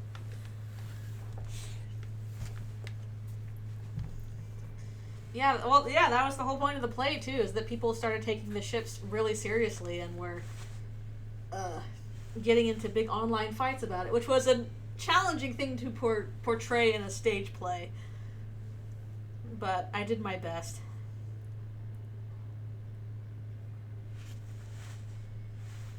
Yeah. I'm really curious to see how it will pan out, because I definitely think that Suzelle is canon. That is what we are gunning for, both from a character perspective and for like a plot perspective. It makes sense, but there is also the sense of like, okay, then what is Chris doing? Because Chris is important to both of them. Yes, I have specific stretch breaks. I try and take a stretch break every half hour. Or Chris is, deeply important to both of them. So I think it would be very cool if we had, like, Noelle and Susie as a romantic pairing, but then, like, a queer relationship where Chris is an aromantic third. I think that would be pretty neat. Because I don't think that's something you would see a lot in a lot of stories where you have kind of this, this queer relationship that's, different from different angles. And on the one hand, I see people being like, no, this is just Chris third wheeling, they're being left out. And on the other hand, I'm like, I don't know, as an Arrow Ace person, I really like the idea of, some Arrow Ace representation, and being like, yeah, the fact that they are important to these other people, but they do not need that romantic aspect in order to be important to them. I would really appreciate that if that ended up being the case. But yeah, we may not even have time for it. They're probably still trying to figure stuff out. I mean, they're teenagers. Yeah, there is definitely something in there with the Monsters for Humans bit. And they are supposedly good at flirting. At least that's what Susie and Noelle think. Although Chris is like, bah! So they might still be trying to figure stuff out. Maybe they're Arrow and not Ace. It's possible. You have so many different combinations out there. Where does that leave Ralsei? Ralsei's in a tough position because he's not a Lightner. He does deserve his own love, though. It's true. I'm afraid that Ralsei is going to be the one that does not make it to the end of the story. I don't think any main characters are going to die, but I don't think Ralsei is going to make it so much, which is sad. Soap opera.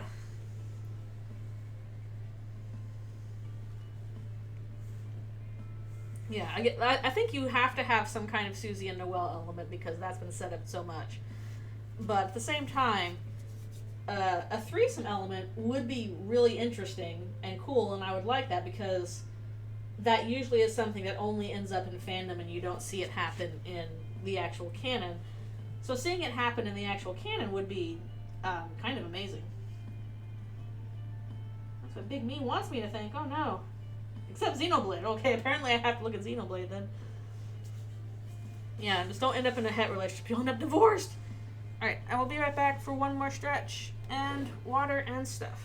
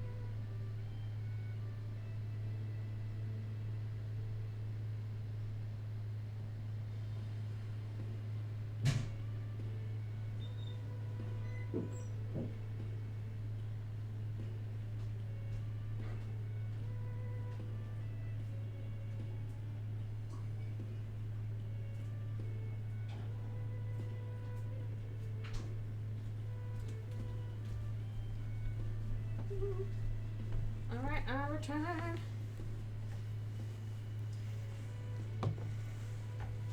Situation. Expect to level 1 of 3 character. Oh, that. Okay, that's fascinating from Xenoblade. Whoa. Things I'm learning about Xenoblade today. Very funny. Playing a lot of 14. I know just from periphery, from friends, that there's always. They're doing some new changes to that. I don't remember exactly what they all were.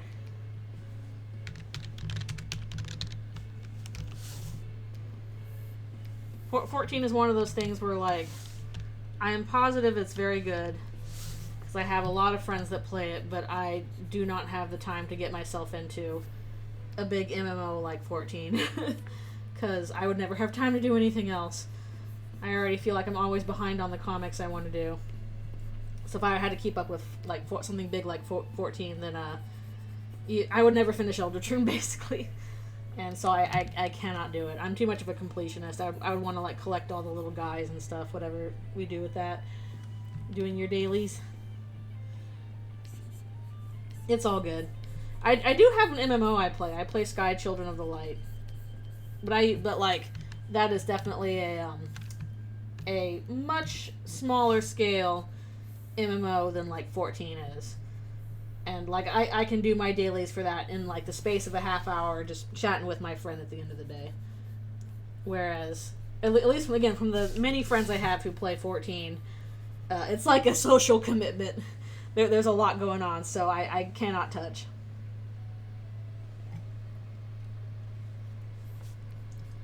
Yep, Ram is kind of Gollum-esque, honestly, in this one. It's all hobbitses. Come see my precious. Except he's like still British. He still says love in it. Any thoughts on the new? I think I've talked about this previously, but it was really good. I was glued to my seat for that. I'm very interested to see like what they're gonna do for the final part because oh my goodness, there's so much stuff to wrap up in that. I thought Jax would be a lot more prominent in that, but didn't do that. And I'm guessing that perhaps Bubble might be some remnant of what was left of the previous AI that was absorbed. But I'm not sure. We'll have to find out. So yeah, I enjoyed it. I'm very curious to see where it goes. And also that, of course, that song was great. Great villain song. Oh yeah, I imagine that there was a bunch. Heck, there was a bunch of Digital Circus cosplayers at the last con I went to. I think it was good grief, something forgetting. It's like FanFest or something like that. But yeah, the Disney villain song, great take. Oh, that must have been so much fun to board and animate. Looks like a blast. Yeah, I guess only Gangle didn't get a spotlight. It pretty much, and even then, like, it still got a little bit of Gangle stuff with you know, that part where he puts everybody in like the torture zones. Yeah, I love Kinger being the dad of the group, doing his best. Just got to put a bucket over his head for him to be saying about it.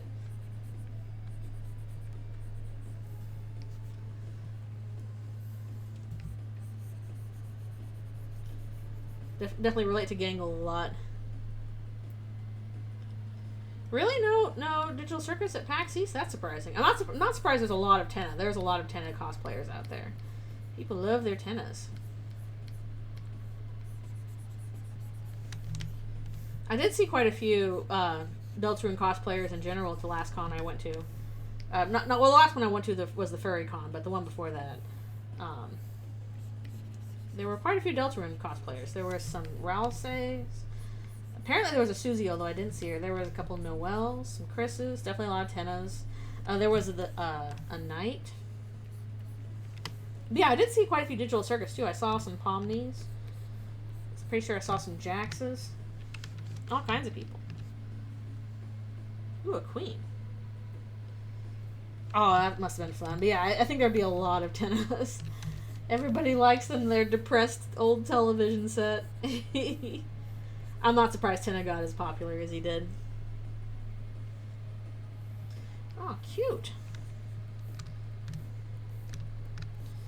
I need to get the pen set of the Chapter 3 guys.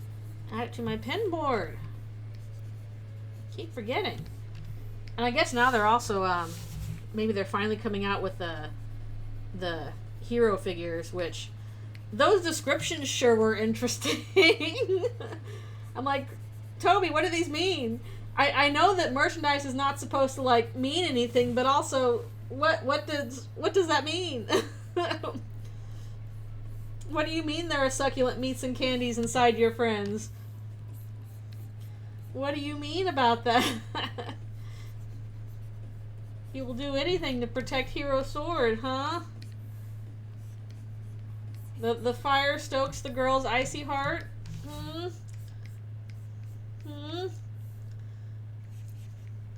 Steamin' hot Tankerino.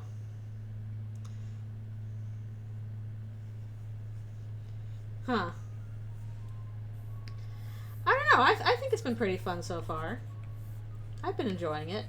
I'm not super obsessed like people. I'm a casual fan, but as a casual fan, I found it pretty fun.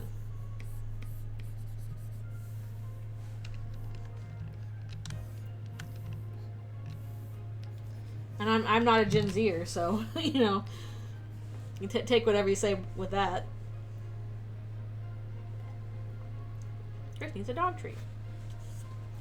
Chris, rah, rah, rah, rah. Yeah, you might be surprised. I found it enjoyable. I think if you approach it from the direction of fandom, that's probably a bad direction to approach it from.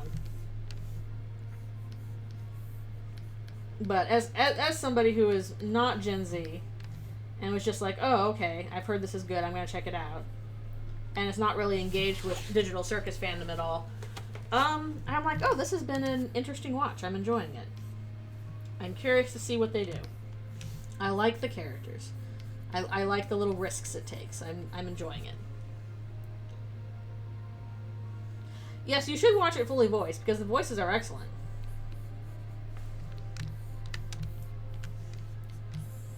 Makes me wish I was any good at voice acting, but I am not.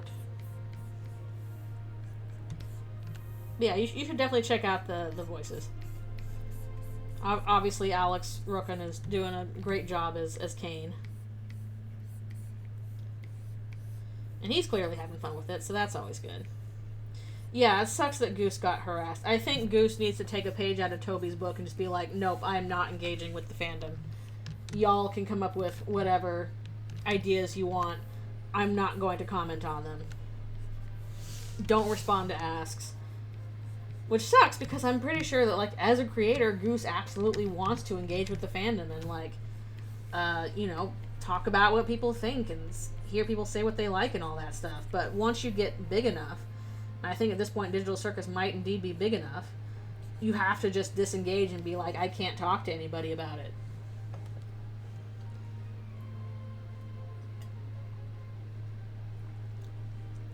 Yeah, that's an interesting way of looking at it. Like, it's about how much we rely on each other. Definitely, I would say Digital Circus is a lot about the psychology of the individual characters. What you do when you're in a stressful situation you can't get out of.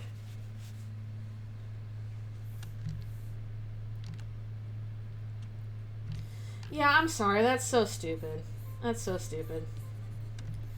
Like, especially, like, in regards to the concert, he's not in charge of that.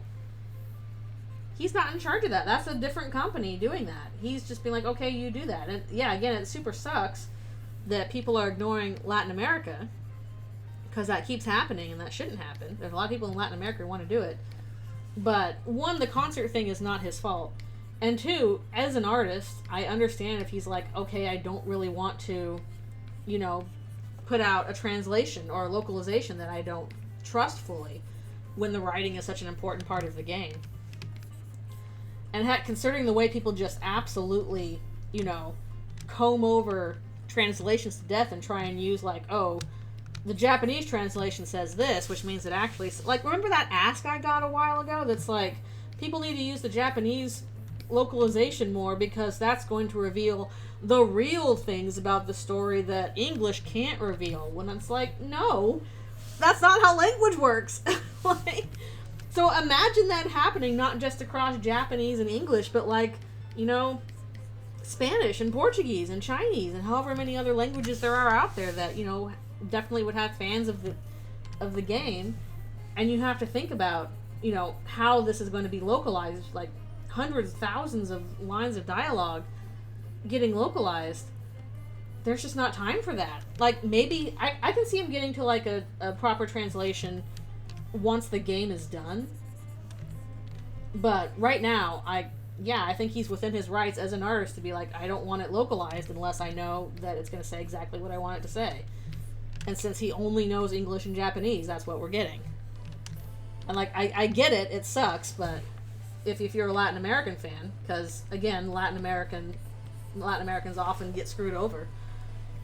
But I don't think this is the correct person to yell at about that. People do get pretty parasocial, that's true.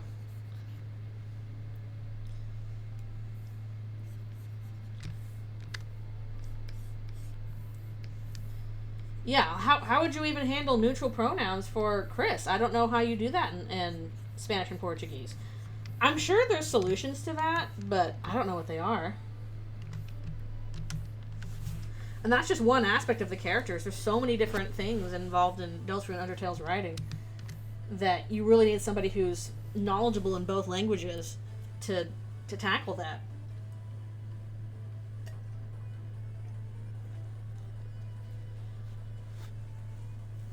How did Toby handle it?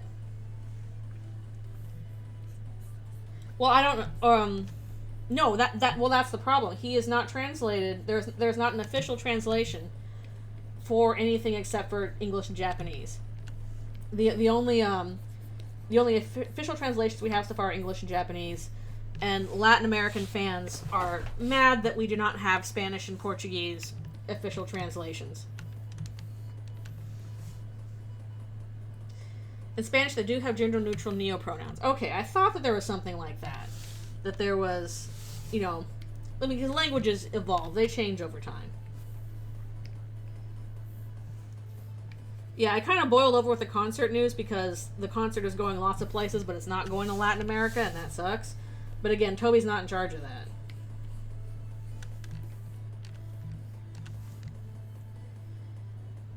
Yeah, and he just announced that Off got a Japanese translation, which, again, not his business. Like, except for contributing some music, Off isn't even his game. I mean, heck, Off was originally translated from French because Off was Belgian. Like, Off didn't even start with the originally English translation. So you probably have to talk to Mortis Ghost about if you're going to get that into Spanish or Portuguese. Probably a little bit easier.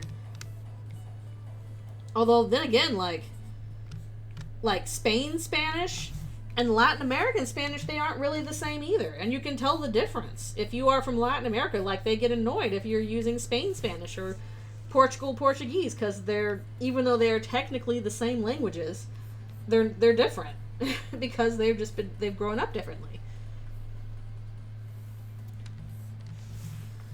Yeah, I don't think Toby's gonna pay any attention to that because what? Are you gonna get into Twitter beef with like the most bad faith people in the world? No, you got stuff to do. So I just don't think it's worth even worrying about.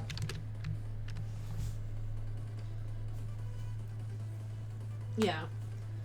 Again, I fully recognize the fact that it super sucks that Latin America gets left in the dirt a lot in regards to, like, you know, entertainment translations and stuff when there are giant, you know, swaths of fans in Latin America that would love a translation.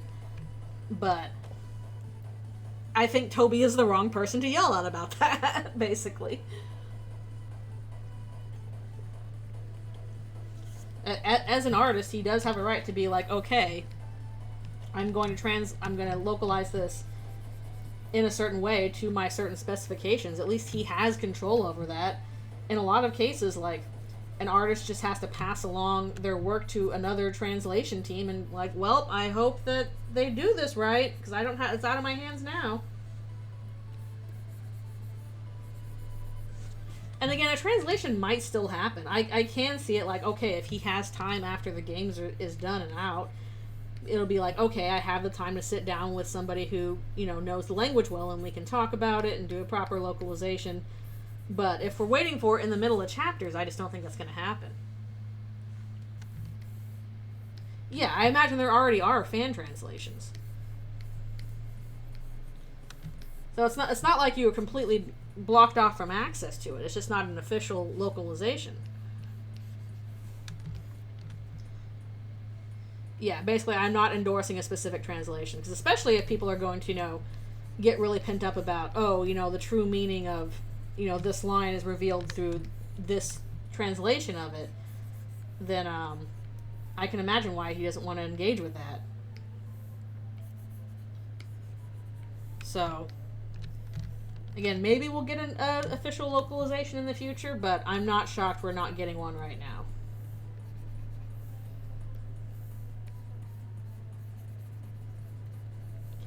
And I kind of think that maybe people getting mad about it on Twitter, one that it's either a bad faith thing, or two, you know, there is frustration at bigger problems in the world, and you just want to direct them somewhere where it feels like somebody's actually listening to you.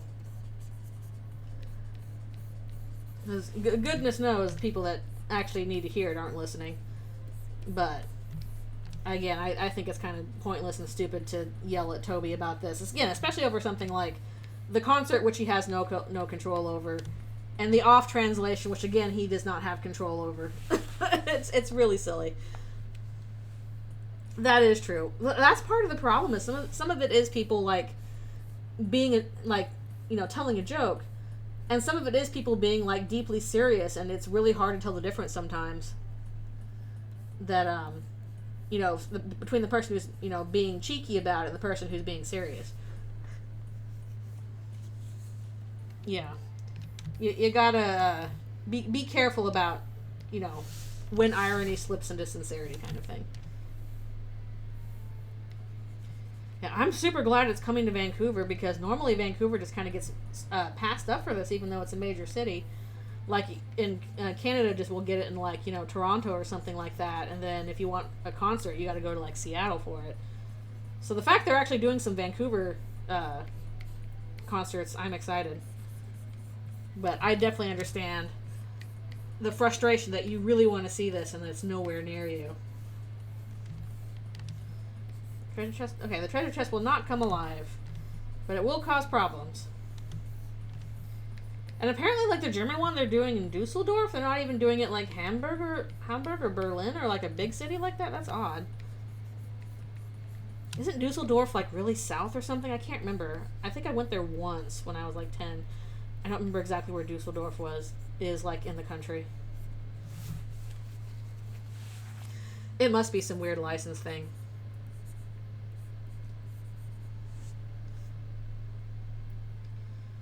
Oh boy. Oh yeah, so I guess in Australia, especially if you don't live, you know, near one of the major cities.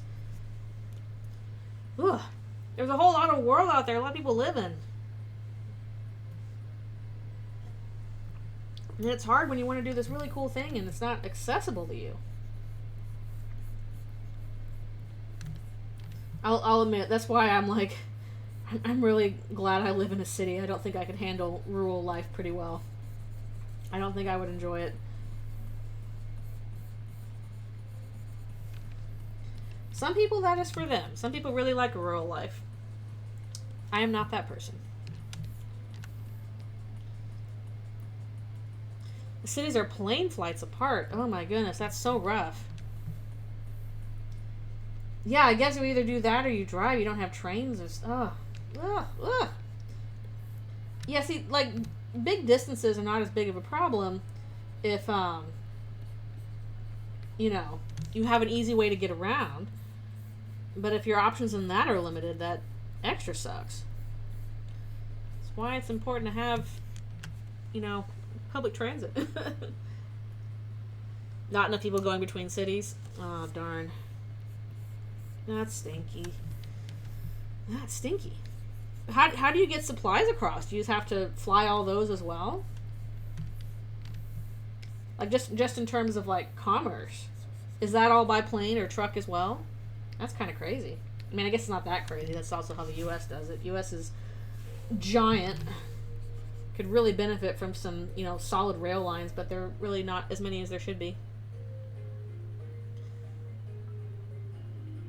Instead of balanced population, Sydney and Melbourne both have like 6. Yeah. I mean, that tends to happen everywhere. Cities always have the bulk of the population. No matter what area you're in. It's just kind of overall beneficial to have a lot of people in one space. We have freight, just no high-speed passenger rail. Okay. I guess the US is also the same.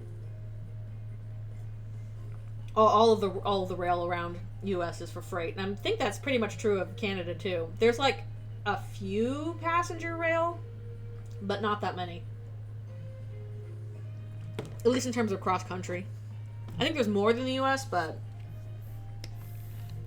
not as much as like Europe, which has tons of passenger rail. Yep.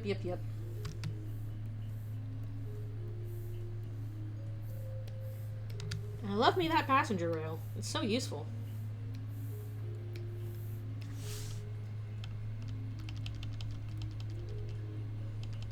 Oh yeah, I'm sure it's the fault of colonialism. Like most things are. Is there something wrong with the world I live in? You can probably blame colonialism and imperialism. In the past several hundred years. Yeah, exactly. That's pretty much the case. Like, there's really good kicked Chris in. There's really good like public transit around the city. It's pretty useful, and I can walk to a lot of things without getting lost. But like, I think it's something like 90% of Canada's population lives within like 100 miles of the U.S. border. Most people live like in the cities that are kind of closest to the border. And the further north you go, there's just, you know, there's not really much up there. It's mostly wilderness.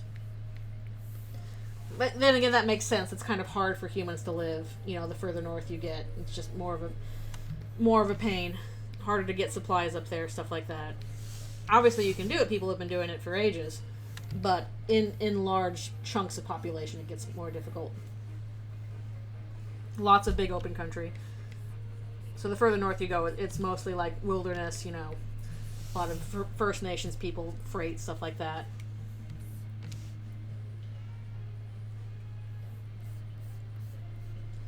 That is true. Having been to Britain, they do have more, like Europe in general has a lot more passenger rail than like North America does.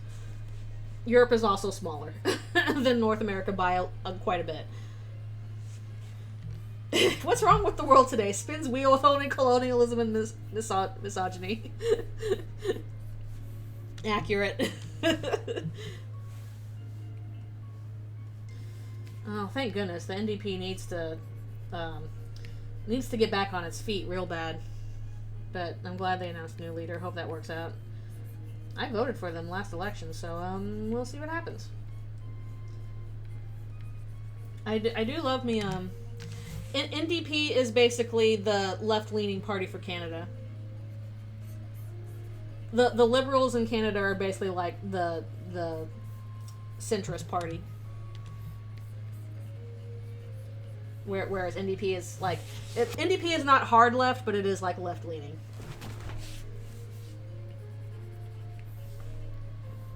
And it kind of got trashed in the last election, so they need to rebuild the party.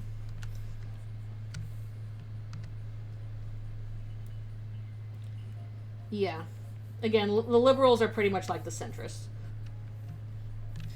I wish there was more of that in the States, too. Believe you me. Yeah, NDP is further left.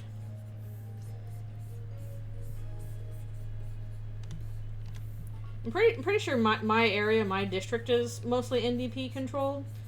There's quite a few immigrants in where I live, so makes sense. Heck, I'm an immigrant, so it all works out. I'm just a white one. So what's allowed? Yeah, the parliamentary system is what allows you to have a bit more than just, you know, two-party system. Dios mío, a liberal. So, Ram tricked Chris and gave them a kick. Probably the hardest he's worked in a while. Because he's not exactly the strongest of the little guys.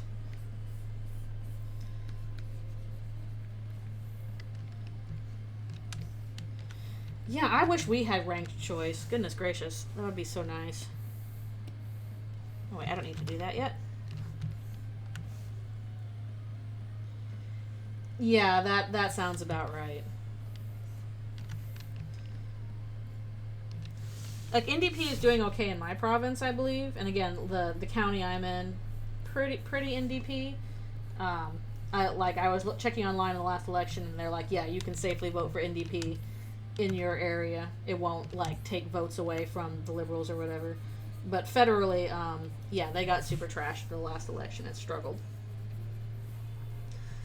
Struggle. Kingdom Hearts, let's struggle! Still a weird name for a sport. Weirdy.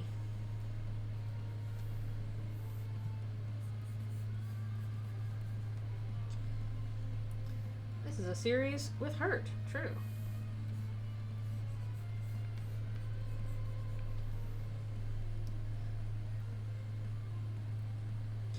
Oh, are they? Okay, interesting. Oh no, I'm sorry about the spring breakers not treating your area well. That's frustrating. That's annoying.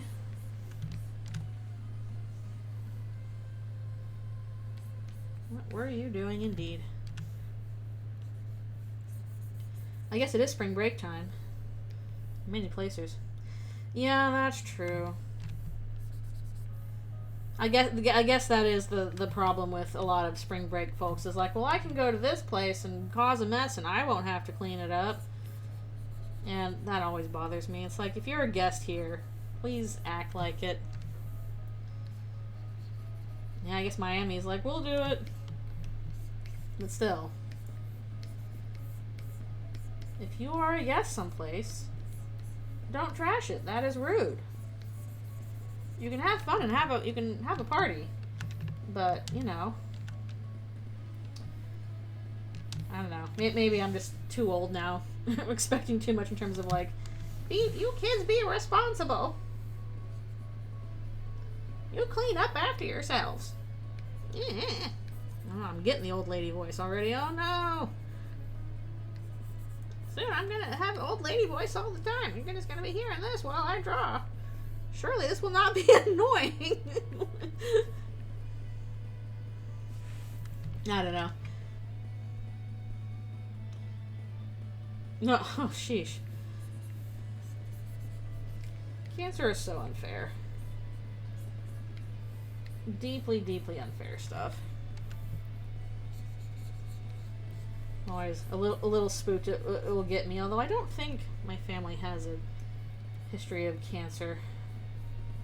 Got histories of other things that are spooky, like Alzheimer's. I'm always a little scared of Alzheimer's in the future. Because my grandpa had that. He had that really bad. For quite a while. Yeah, a lot of what ifs for various peoples.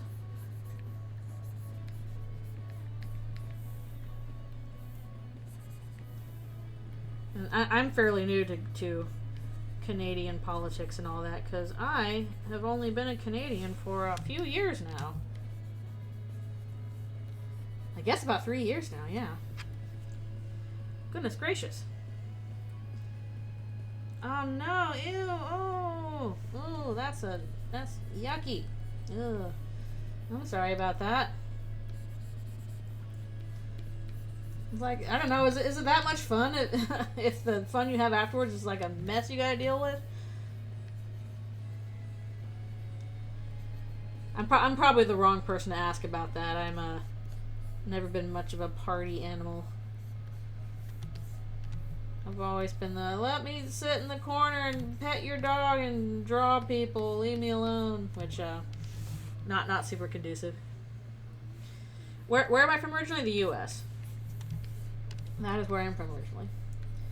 Technically still am. I just renewed my US passport because For now, at least, it's still useful to have that citizenship, so I am a dual citizen. Which means I get 2 elections, hooray! Like, I'm originally from... I guess, I wasn't born in California, but if people ask me where are you from, I would say California. I was born in Texas, though.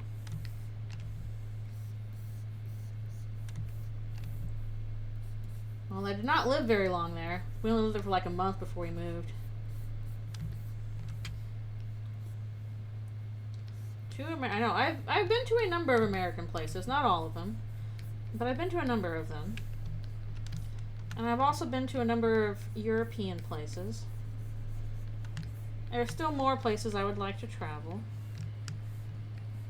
Although I should, if all goes well, I should be going to Italy this Christmas, which I have not been to in a while. And that'll be fun. I don't know any Italian, though, so I'm going to have to rely on other people to get by.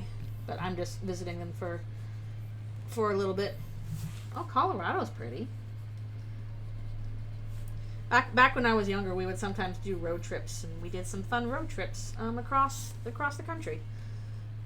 If nothing else, the United States, and I guess Canada too, are good road trip countries where you just spend a long time in the car looking at the beautiful scenery, stopping at strange places. That's a nice part about America, I'd say. I like road trips. I think those are neat. Probably one of the few good things about car culture. Oh, been to Rome twice? I'm planning to go to Florence. Which I have been to Italy before, like a time or two. Again, usually with my family. And usually they're in Florence, so we'll be at Florence. I have been to Rome and Milan and Venice. I don't know if we're planning to go anywhere outside of Florence. My parents might be really tired because they'll already have been doing stuff, so they might be like, we're just staying in Florence. But if we go someplace else, actually, I think I gotta stop and take a stretch break. My wrist is feeling a little funky. So stretch break time. Yeah, diverse geography. I have been to Mexico, mostly for church stuff. Not really to visit. As I've gotten older, definitely. The problem is, as you get older, traveling's harder. When you're younger, you can like deal with being in a car or a plane or whatever, decently okay. But when you get older, especially nowadays, flying by plane sucks compared to when I was young. That's why I love train rides. That's why I wish we had more passenger rail in North America, because I love being on a train. Europe's got plenty of passenger rail, and it's a really nice way to get around. Again, you don't have to worry about driving and parking and all that crud, which is a pain in the butt, getting expensive gas. You just go find your seat, have a nice comfy seat or a table, and you watch the scenery go by while somebody else drives you. It's very nice. I recommend trains. I like train. Yeah, honestly, train is preferable to plane now, because flying by plane just sucks so much. It used to not suck so bad. It used to be like more fun. Maybe it was because it was when I was a kid, but definitely before 9/11, flying by plane was not so terrible as it is now. And now it's just kind of like, okay, I have to endure being in the flying sardine can for however long. That's probably going to be the hardest part, is flying from Canada to Italy, because that's like a 12-hour flight or something like that.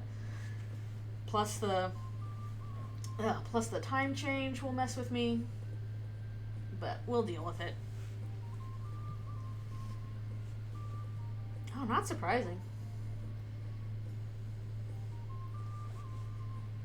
I don't think I'm ever going to take one of those DNA tests myself. I don't trust them, but it's probably fun to figure out, oh, I've got some stuff from here and here and here.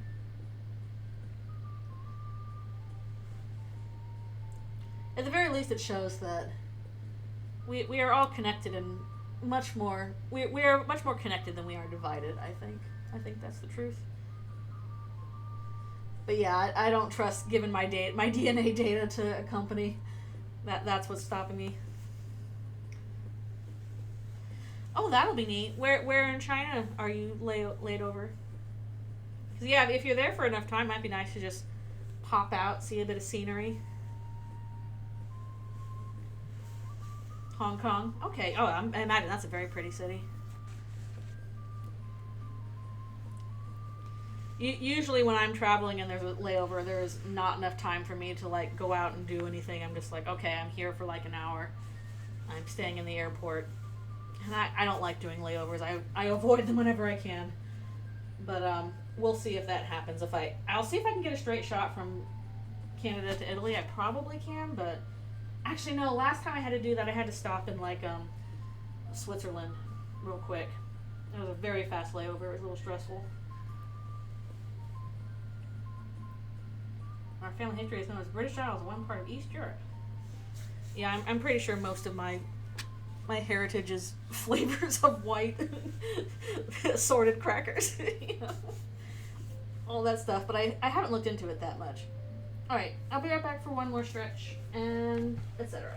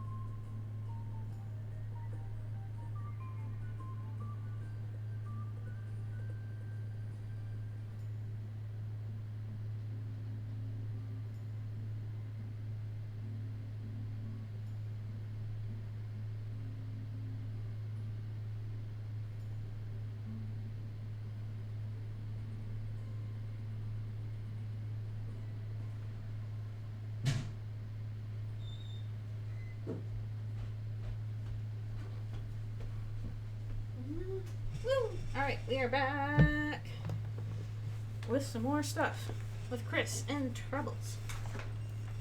Yeah, I have to use the assorted crackers joke. This is pretty funny. Italian, Jewish, Celtic, African, English, that's everywhere. Ooh, I hope you catch the rare train. That sounds fun. Collect all them rare trains. That'll be cool. Yeah, I haven't looked much into like DNA ancestry or anything, but I do remember like one time I was supposed to do some kind of like heritage or ancestry project for school, and you're supposed to like look up a lot of stuff about that. And one thing we did have was we had like apparently somebody on my mom's side of the family had gotten really into like heritage and ancestry stuff, so they already went to the trouble of like doing a research book on it, and we had a copy of that. I don't remember who exactly this was. It was like a second cousin of some kind. But they had like this little booklet where they basically wrote down like a bunch of heritage stuff from like mom's side of the family.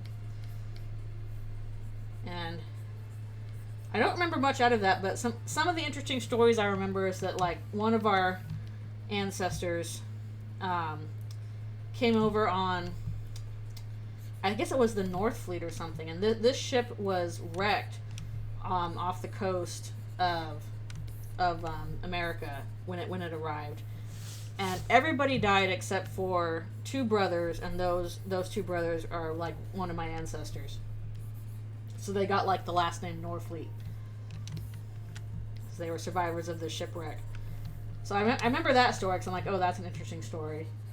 And then another story I remember was apparently we had ancestors who fought on opposite sides of the Civil War. There was one brother who was, you know, a Confederate and one brother who was Union, and they were both fighting. But then eventually the war ended, and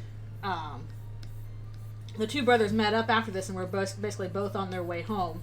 I think they were traveling north or whatever to you know, finally go home. They weren't fighting anymore. But on the way back home, you know, because the news had not gotten around yet that the war was over, somebody on, I think it was one of the Confederates, spotted the Yankee soldier, because they were both in their uniforms, spotted the Yankee soldier and shot him dead, even though that was actually the Confederate's brother. And basically the brother had to take his dead brother home because he had been shot without knowing the war was over. So that's a sad story. I don't remember people's names very well. I just remember vaguely reading this in this, you know, big ol' research project that somebody else in my family had put together because they were interested in that kind of thing. And they had thought to preserve that, which, you know, is very useful. I'll admit, just like on my own, I'm not super interested in like heritage research and all that stuff. Beyond like, oh, that's an interesting story. I've never been that big on like, who are my ancestors? Blah, blah, blah. I'm like, I don't care. Like, people, mostly. I ain't expecting anything grand. Yeah, my again, aside from like some interesting stories like the soldiers or the boys that survived the shipwreck and stuff like that, I don't think there's anybody deeply interesting in my family tree. And that's just fine by me.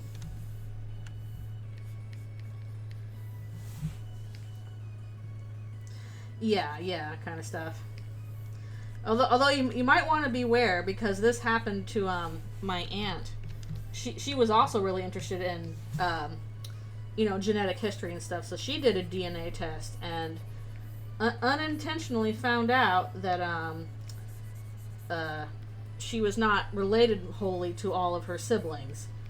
That basically her father had not been committed in his marriage, and she did not know this. This was kept from her until she found it out via a DNA test, and had to deal with all that. There was a lot of fallout from that. So, we talked mostly about trains and languages and heritage and all that stuff. So, yeah, be careful if you do a DNA test. You might find out things you don't want to know.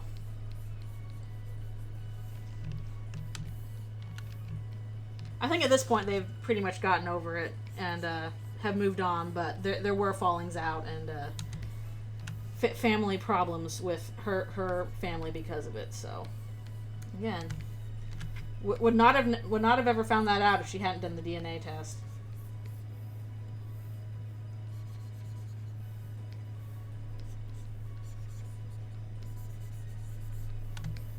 So. I about to say, if I found that out about my siblings, I would be deeply unhappy. I would not be happy about that. But I don't think it's something I need to worry about. So I'm not going to worry about it.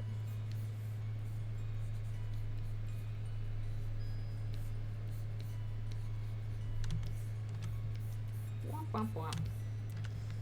But yes, in terms of what you missed, in terms of the art, Chris is very angry.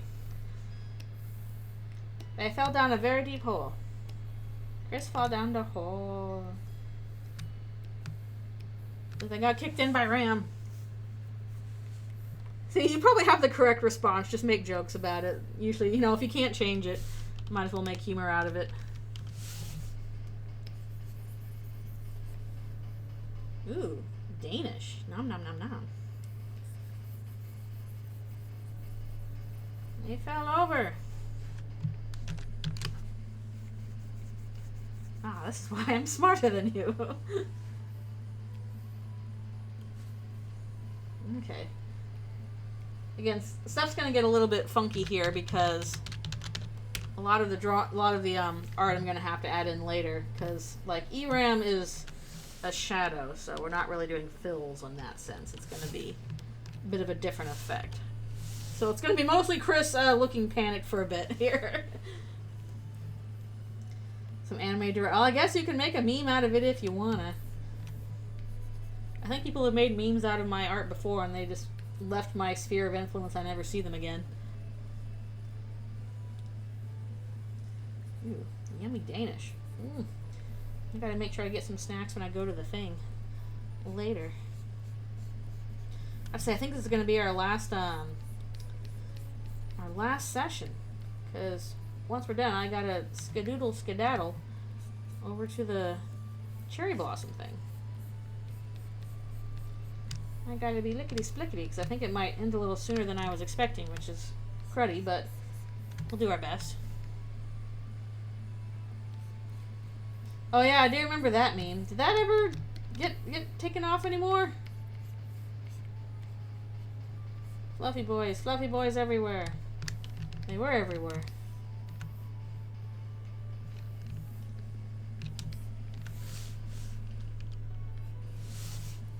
There might have been other memes too, I don't recall.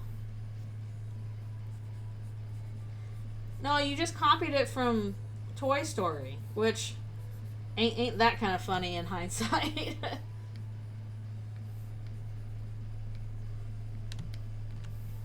They weren't big chins, they were just big chins because it was a redraw of a frame from Toy Story. It's a redraw of Woody and Buzz. The stuff's the XX everywhere. That's from Toy Story.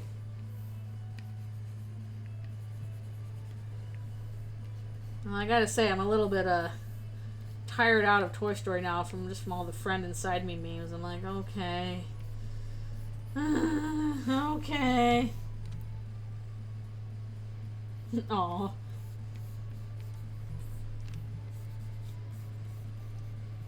Yeah, same is true probably for me and my brothers. They look like the mix and match.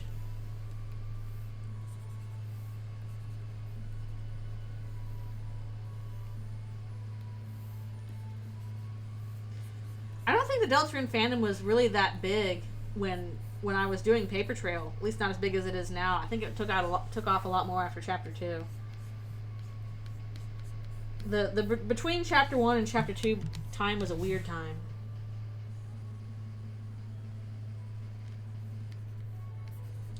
It was a strange time.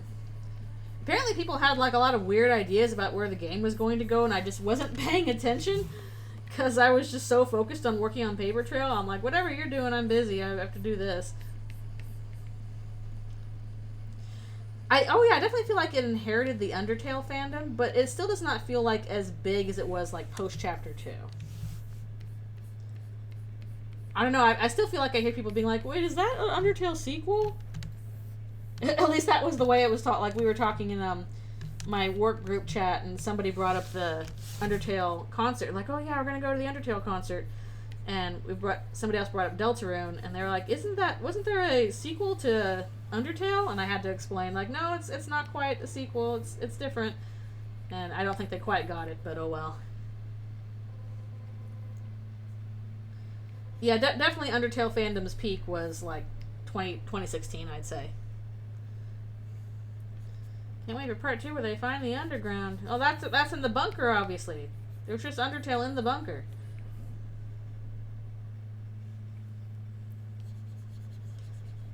I know. The Zelda dungeon that I sucked at navigating. You saw me trying to get through that and just dying over and over in that dumb dungeon. Didn't even beat ERAM the first time.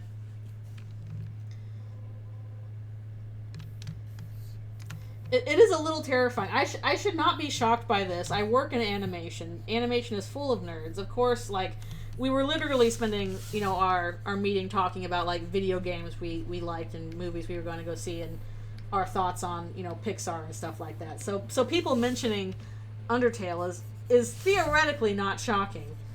But at the same time, I'm like, oh no, I have to be normal about this. I can't tell my coworkers, by the way, I am insane about this indie game. Just FYI. Like, I can't be normal about it. I'm so sorry. It's like, yeah, there's a bunch of people in the thing, like, oh yeah, I'm gonna go to the Undertale concert, it'll be great. I'm like, okay, but have you devoted, like, literal years of your life to drawing fan comics for it?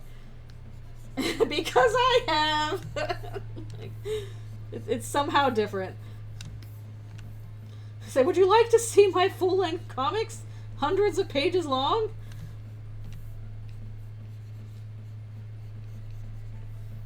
Explain all the backstory involved? Yep, their hair is slightly longer here. I want to keep better track of like their hair length throughout this thing, especially since I'm drawing stuff out of chronological order, but a little fuzzy.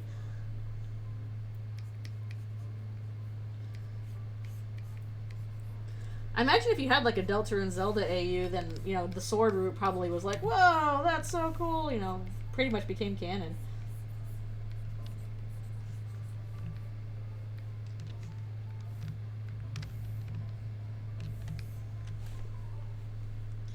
No. Oh no. Yeah, well, yeah, Flowey looks a certain way. He doesn't look like a sunflower.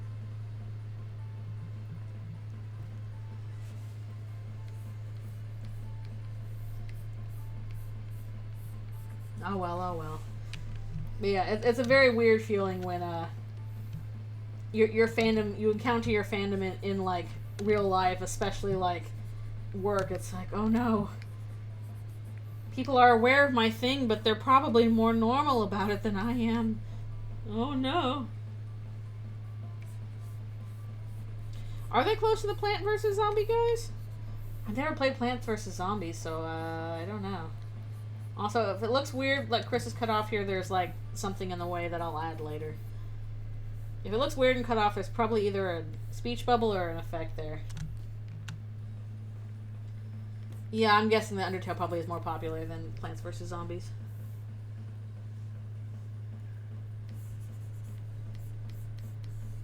I feel like there's whole video essays you can make about, like, the Undertale fandom, especially during, like, peak, you know, AU times and all that.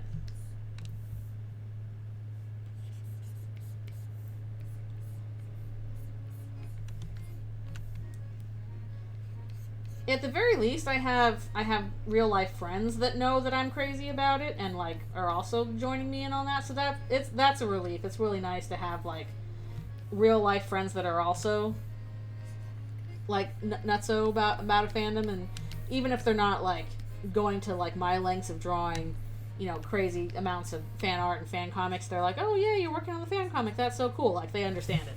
So I am extremely fortunate in that I have some real life friends that I can be crazy about fandom with. But it is a little bit different when it's like a co-worker that you're not friends with. Just somebody you work with.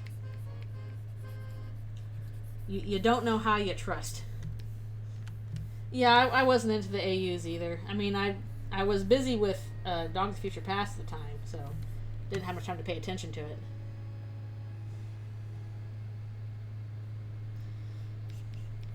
Yeah, I think a lot of people like stopped after like Snowden and stuff like that because unfortunately the deal with any kind of fan comic is that comics take a really long amount of time to do. So if you don't already have the temperament of I can stick with a project for like 10 years and not get tired of it, most people are going to get tired of it. I don't blame them.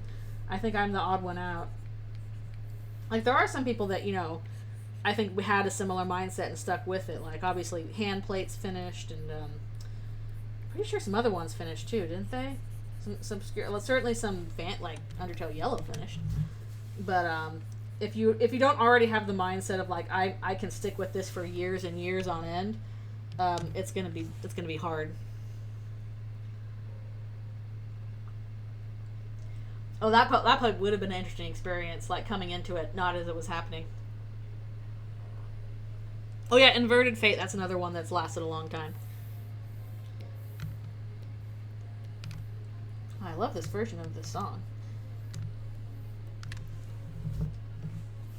I really should, like, take the time to go and look up more AUs and just kind of see how they are and see how people interpret things. It's like, it's useful and neat, you know, fandom history, if nothing else. Cool to see people being creative. Right. One more. Again, this will probably look better when it has the effects in it. Oh yeah, Mystery Skull's animated. You're waiting a long time between stuff for that. I do like Mystery Skulls. I'm excited for whenever the next one comes out. I overall enjoyed Inverted Fate.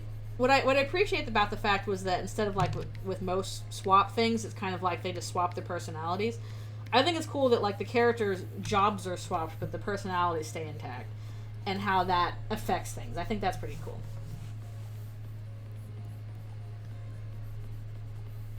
And yeah, certainly a lot of effort's gone into it.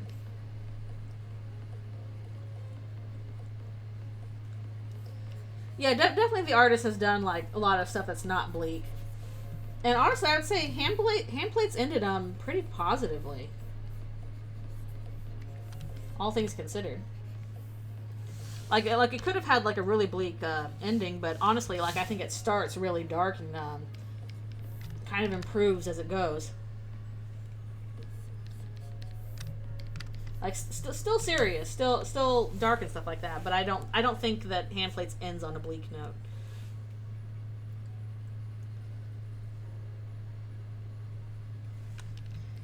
Yeah. Occasionally concepts, it's like, oh, that'd be an interesting concept to look up, kind of thing.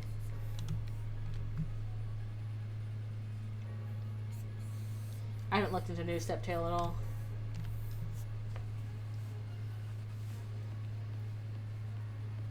Yeah, that's true. I suppose if you're the kind of person who's like, oh, I don't really want that much characterization out of Frisk, then IF probably is a little bit tough, because definitely IF leans a lot into Frisk speaking and having their own personality and their own backstory, stuff like that.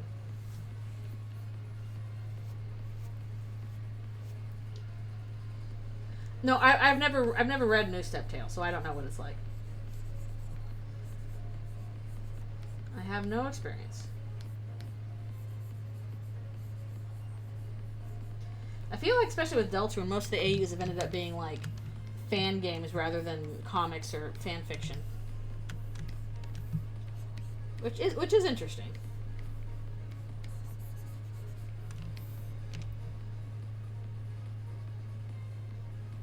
Aw.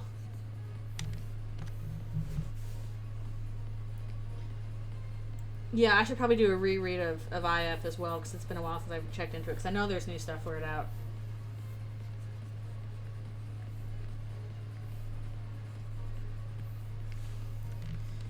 So much new stuff to check out.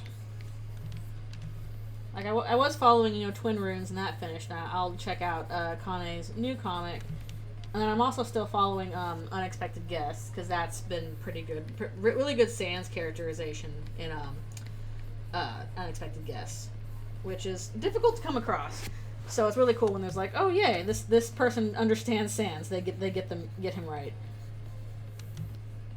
Probably better than I did, honestly.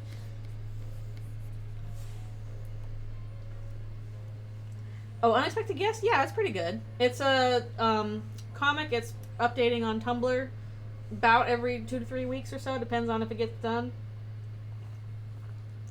Honestly, that one seems like really difficult to draw, because there's like so much skeletal, like dragon skeleton stuff that looks like ridiculously difficult to tackle in terms of like anatomy. But in terms of like story characterization, yeah, pretty good Sans characterization, and Papyrus too. That's one of those, like, I feel like there's not that many things out there that get Sans and Papyrus's characterization pretty well. And Unexpected Guests, I think, does their characterization pretty well. I think it's good handle on the Skelebros. And I should check on this. I think Insomnia also had decent characterization for Sans and Papyrus, so I have to look up that again. some decent stuff out there. Where humans turn into monsters. Huh. I don't know what that one is. Not aware of that one. There's so many out there. I think I saved a copy of, like, there's a spreadsheet somebody made of, like, all the Undertale and some of the Eldritchrune AUs. So you can just, like, look them up and, you know, compare and contrast them all if you want. Because sometimes there's, like, variations on variations and et cetera, as I think it was Super Eye Patch Wolf when he did his video on it. Like, so this is an AU of an AU of an AU of an original thing. Ah! Chris does a little bit better against ERAM, but not before suffering some problems. Some issues. Huh. Interesting take. I haven't heard of this story. Fascinating. Yeah, that's true. I think there's a few things gone wrong. You really need, like, a full video, like, 5-hour video essay that just, like, really goes in depth into the history of all this stuff. I've seen a few here and there, but most of them are actually pretty short. Oh yeah, Flowey's not a good life coach. That was a pretty popular one. Got his own comic and everything.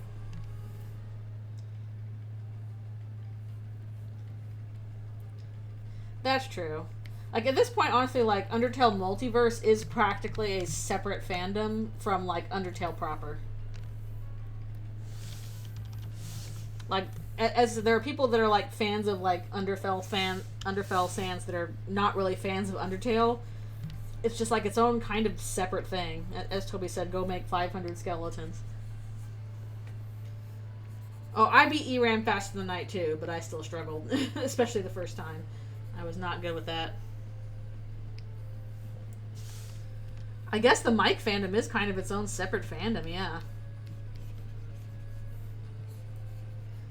Oftentimes I'm not sure how I feel about the mics, because I feel like the mics are often like Toby trying to comment on the fandom because he can't actually participate in it, and that can be good or bad. Yeah, what are they doing over there? That can be good or bad. I feel like it's a bit dangerous territory for Toby to tiptoe into. I understand why he's doing it. Because, again, I think he wants to engage in fandom and he can't, so this is, like, his only way of doing it. But I still don't think it's a wise choice, necessarily.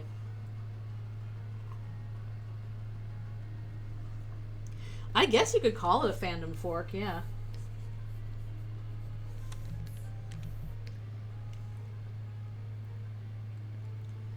Yeah. Yeah, there are lots of possibilities out there. At least the great thing about having a big fandom like that is, like, there is something for you. There's something for everybody. You can find, like, that one specific thing you're like, oh, this is what I want. And if it doesn't exist, you can make it. Somebody else will be like, yes, this is just what I want. Hooray!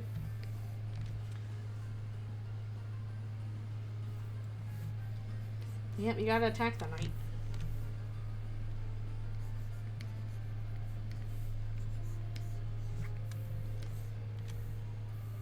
It is fun seeing, like, monster variations on, like, Chris and, I keep saying Chris. Frisk and, Kara as well. Although, humanizing the Undertale characters is tricky business. If you're not careful, you're gonna get stuff like Kissy Cutie. Which, woo! Those sure were some humanizations.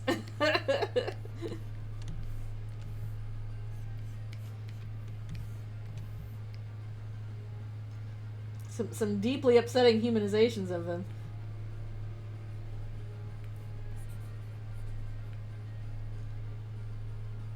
What is this lore? Oh, okay, this was, I think this is on Andrew Cunningham's stream. He did a couple of streams of, like, he was doing, like, weird, Undertale fan games. and then got stuck doing this dating sim called Kissy Cutie, which was pretty much a post-pacifist Undertale thing. And it got so weird. It got so weird. And, like, much of the endings end up with, like, the monsters being humanized, and this is seen as, like, kind of creepy and horrible. And these are all, like, bad endings and stuff like that. It's... You'll just have to check out those streams. They're pretty funny. Like, there's some really hilarious stuff in there. But... what a strange game. Yeah, post-pacifist dating sim. But also, like, it really is, like, a full post-pacifist, like, AU, and like the rules get kind of weird, and yeah, it's really weird. There's funky stuff happening. Also, one thing I don't quite get why they did this in the dating sim, like all of the characters were drawn by different artists. It was like a group of artists that all, you know, contributed to one character's animation. So you had this weird disparity of, like, art styles across all these different characters that didn't really match up. But they were all, like, standing next to each other and talking. Very interesting choices. Who has the rules card in the Stang multiverse? Exactly. Not us weirdos. Nope. That's that. Also, oh my goodness, time is flying. I'll have to stop soon so that I can grab a bite and go to the thingy. But then again, we're on page like 9, I guess, out of 19 or so. So, pretty good. Again, sorry, it's a little harder to tell what's happening in this part because I don't actually have ERAM on page yet. He has to go on a separate layer, the ERAM layer.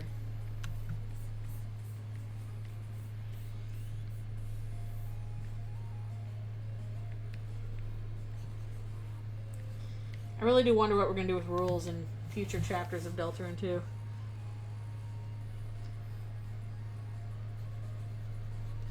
Chris is fun to draw with long hair, though. They're fun.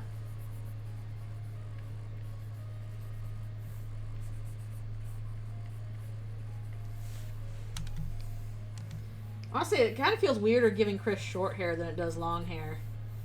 Maybe because they need all that stuff to hide their eyes. So when they get short hair, it's like, no! Put hair on that child!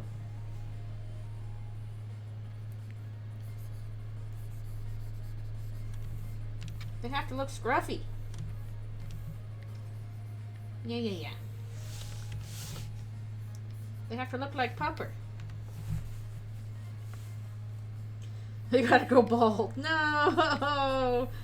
Just like that one vessel. No! Why is there a bald vessel head?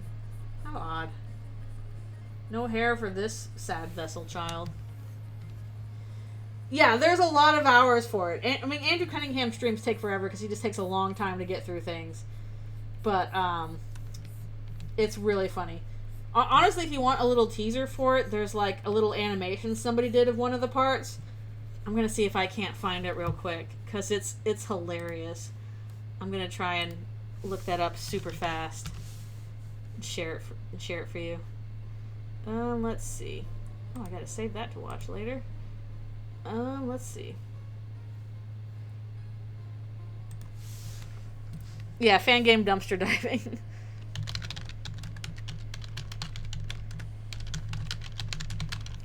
I'm gonna find this real quick. I'm sure it'll come up fast. Okay, here we go. I'm gonna link this for you. You're gonna knock him. You can check that out on your own dime. That'll give you a little taste of it. It's extremely funny.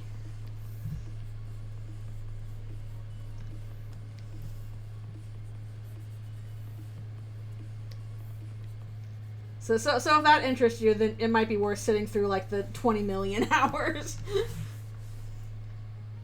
James Cameron Avatar in Eldritchrune. I don't know how you would combine those two. I'm fascinated as to how you would combine those two, but I don't know how. Yeah, it's really funny. Fuck off, Gaster. Fuck off. I missed what Monster Kid was saying because Gaster. The darkness on Na'vi, maybe?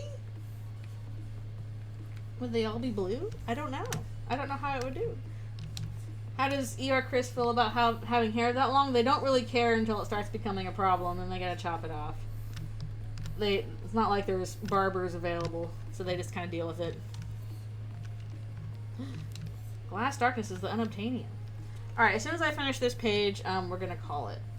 Because I gotta go grab a snack and then hopefully get out to see some peach blossoms. Kiri-isk.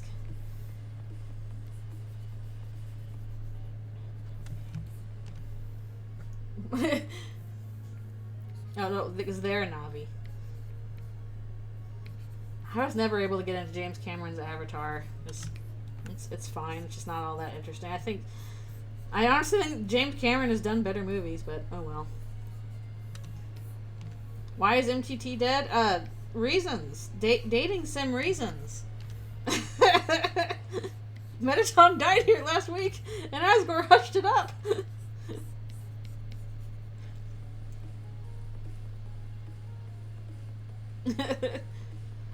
Oh no, they are the Ghost Trick Foreigner. They never did quite say where the people from Ghost Trick are. So it's like, we're from the blue person country. Ghost Trick's so good. By the way, if you haven't played Ghost Trick, you should play it. I know I already did it on stream. You should play Ghost Trick. Yeah, it's good stuff. Yes, you need to play Ghost Trick. It's available on Steam now. It used to be on just the DS, but now you can play it on Steam. I played it twice. I played it on the DS when it first came out. I got super stuck on some of the puzzles, but I persisted because I was having a good time.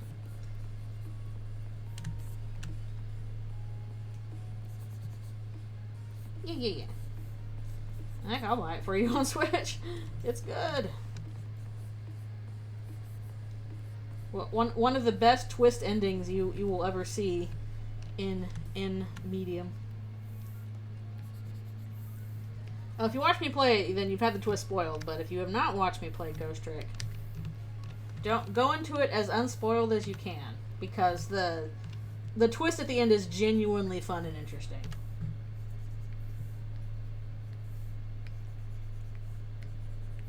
And you go back and be like, oh my goodness, they were hints all along.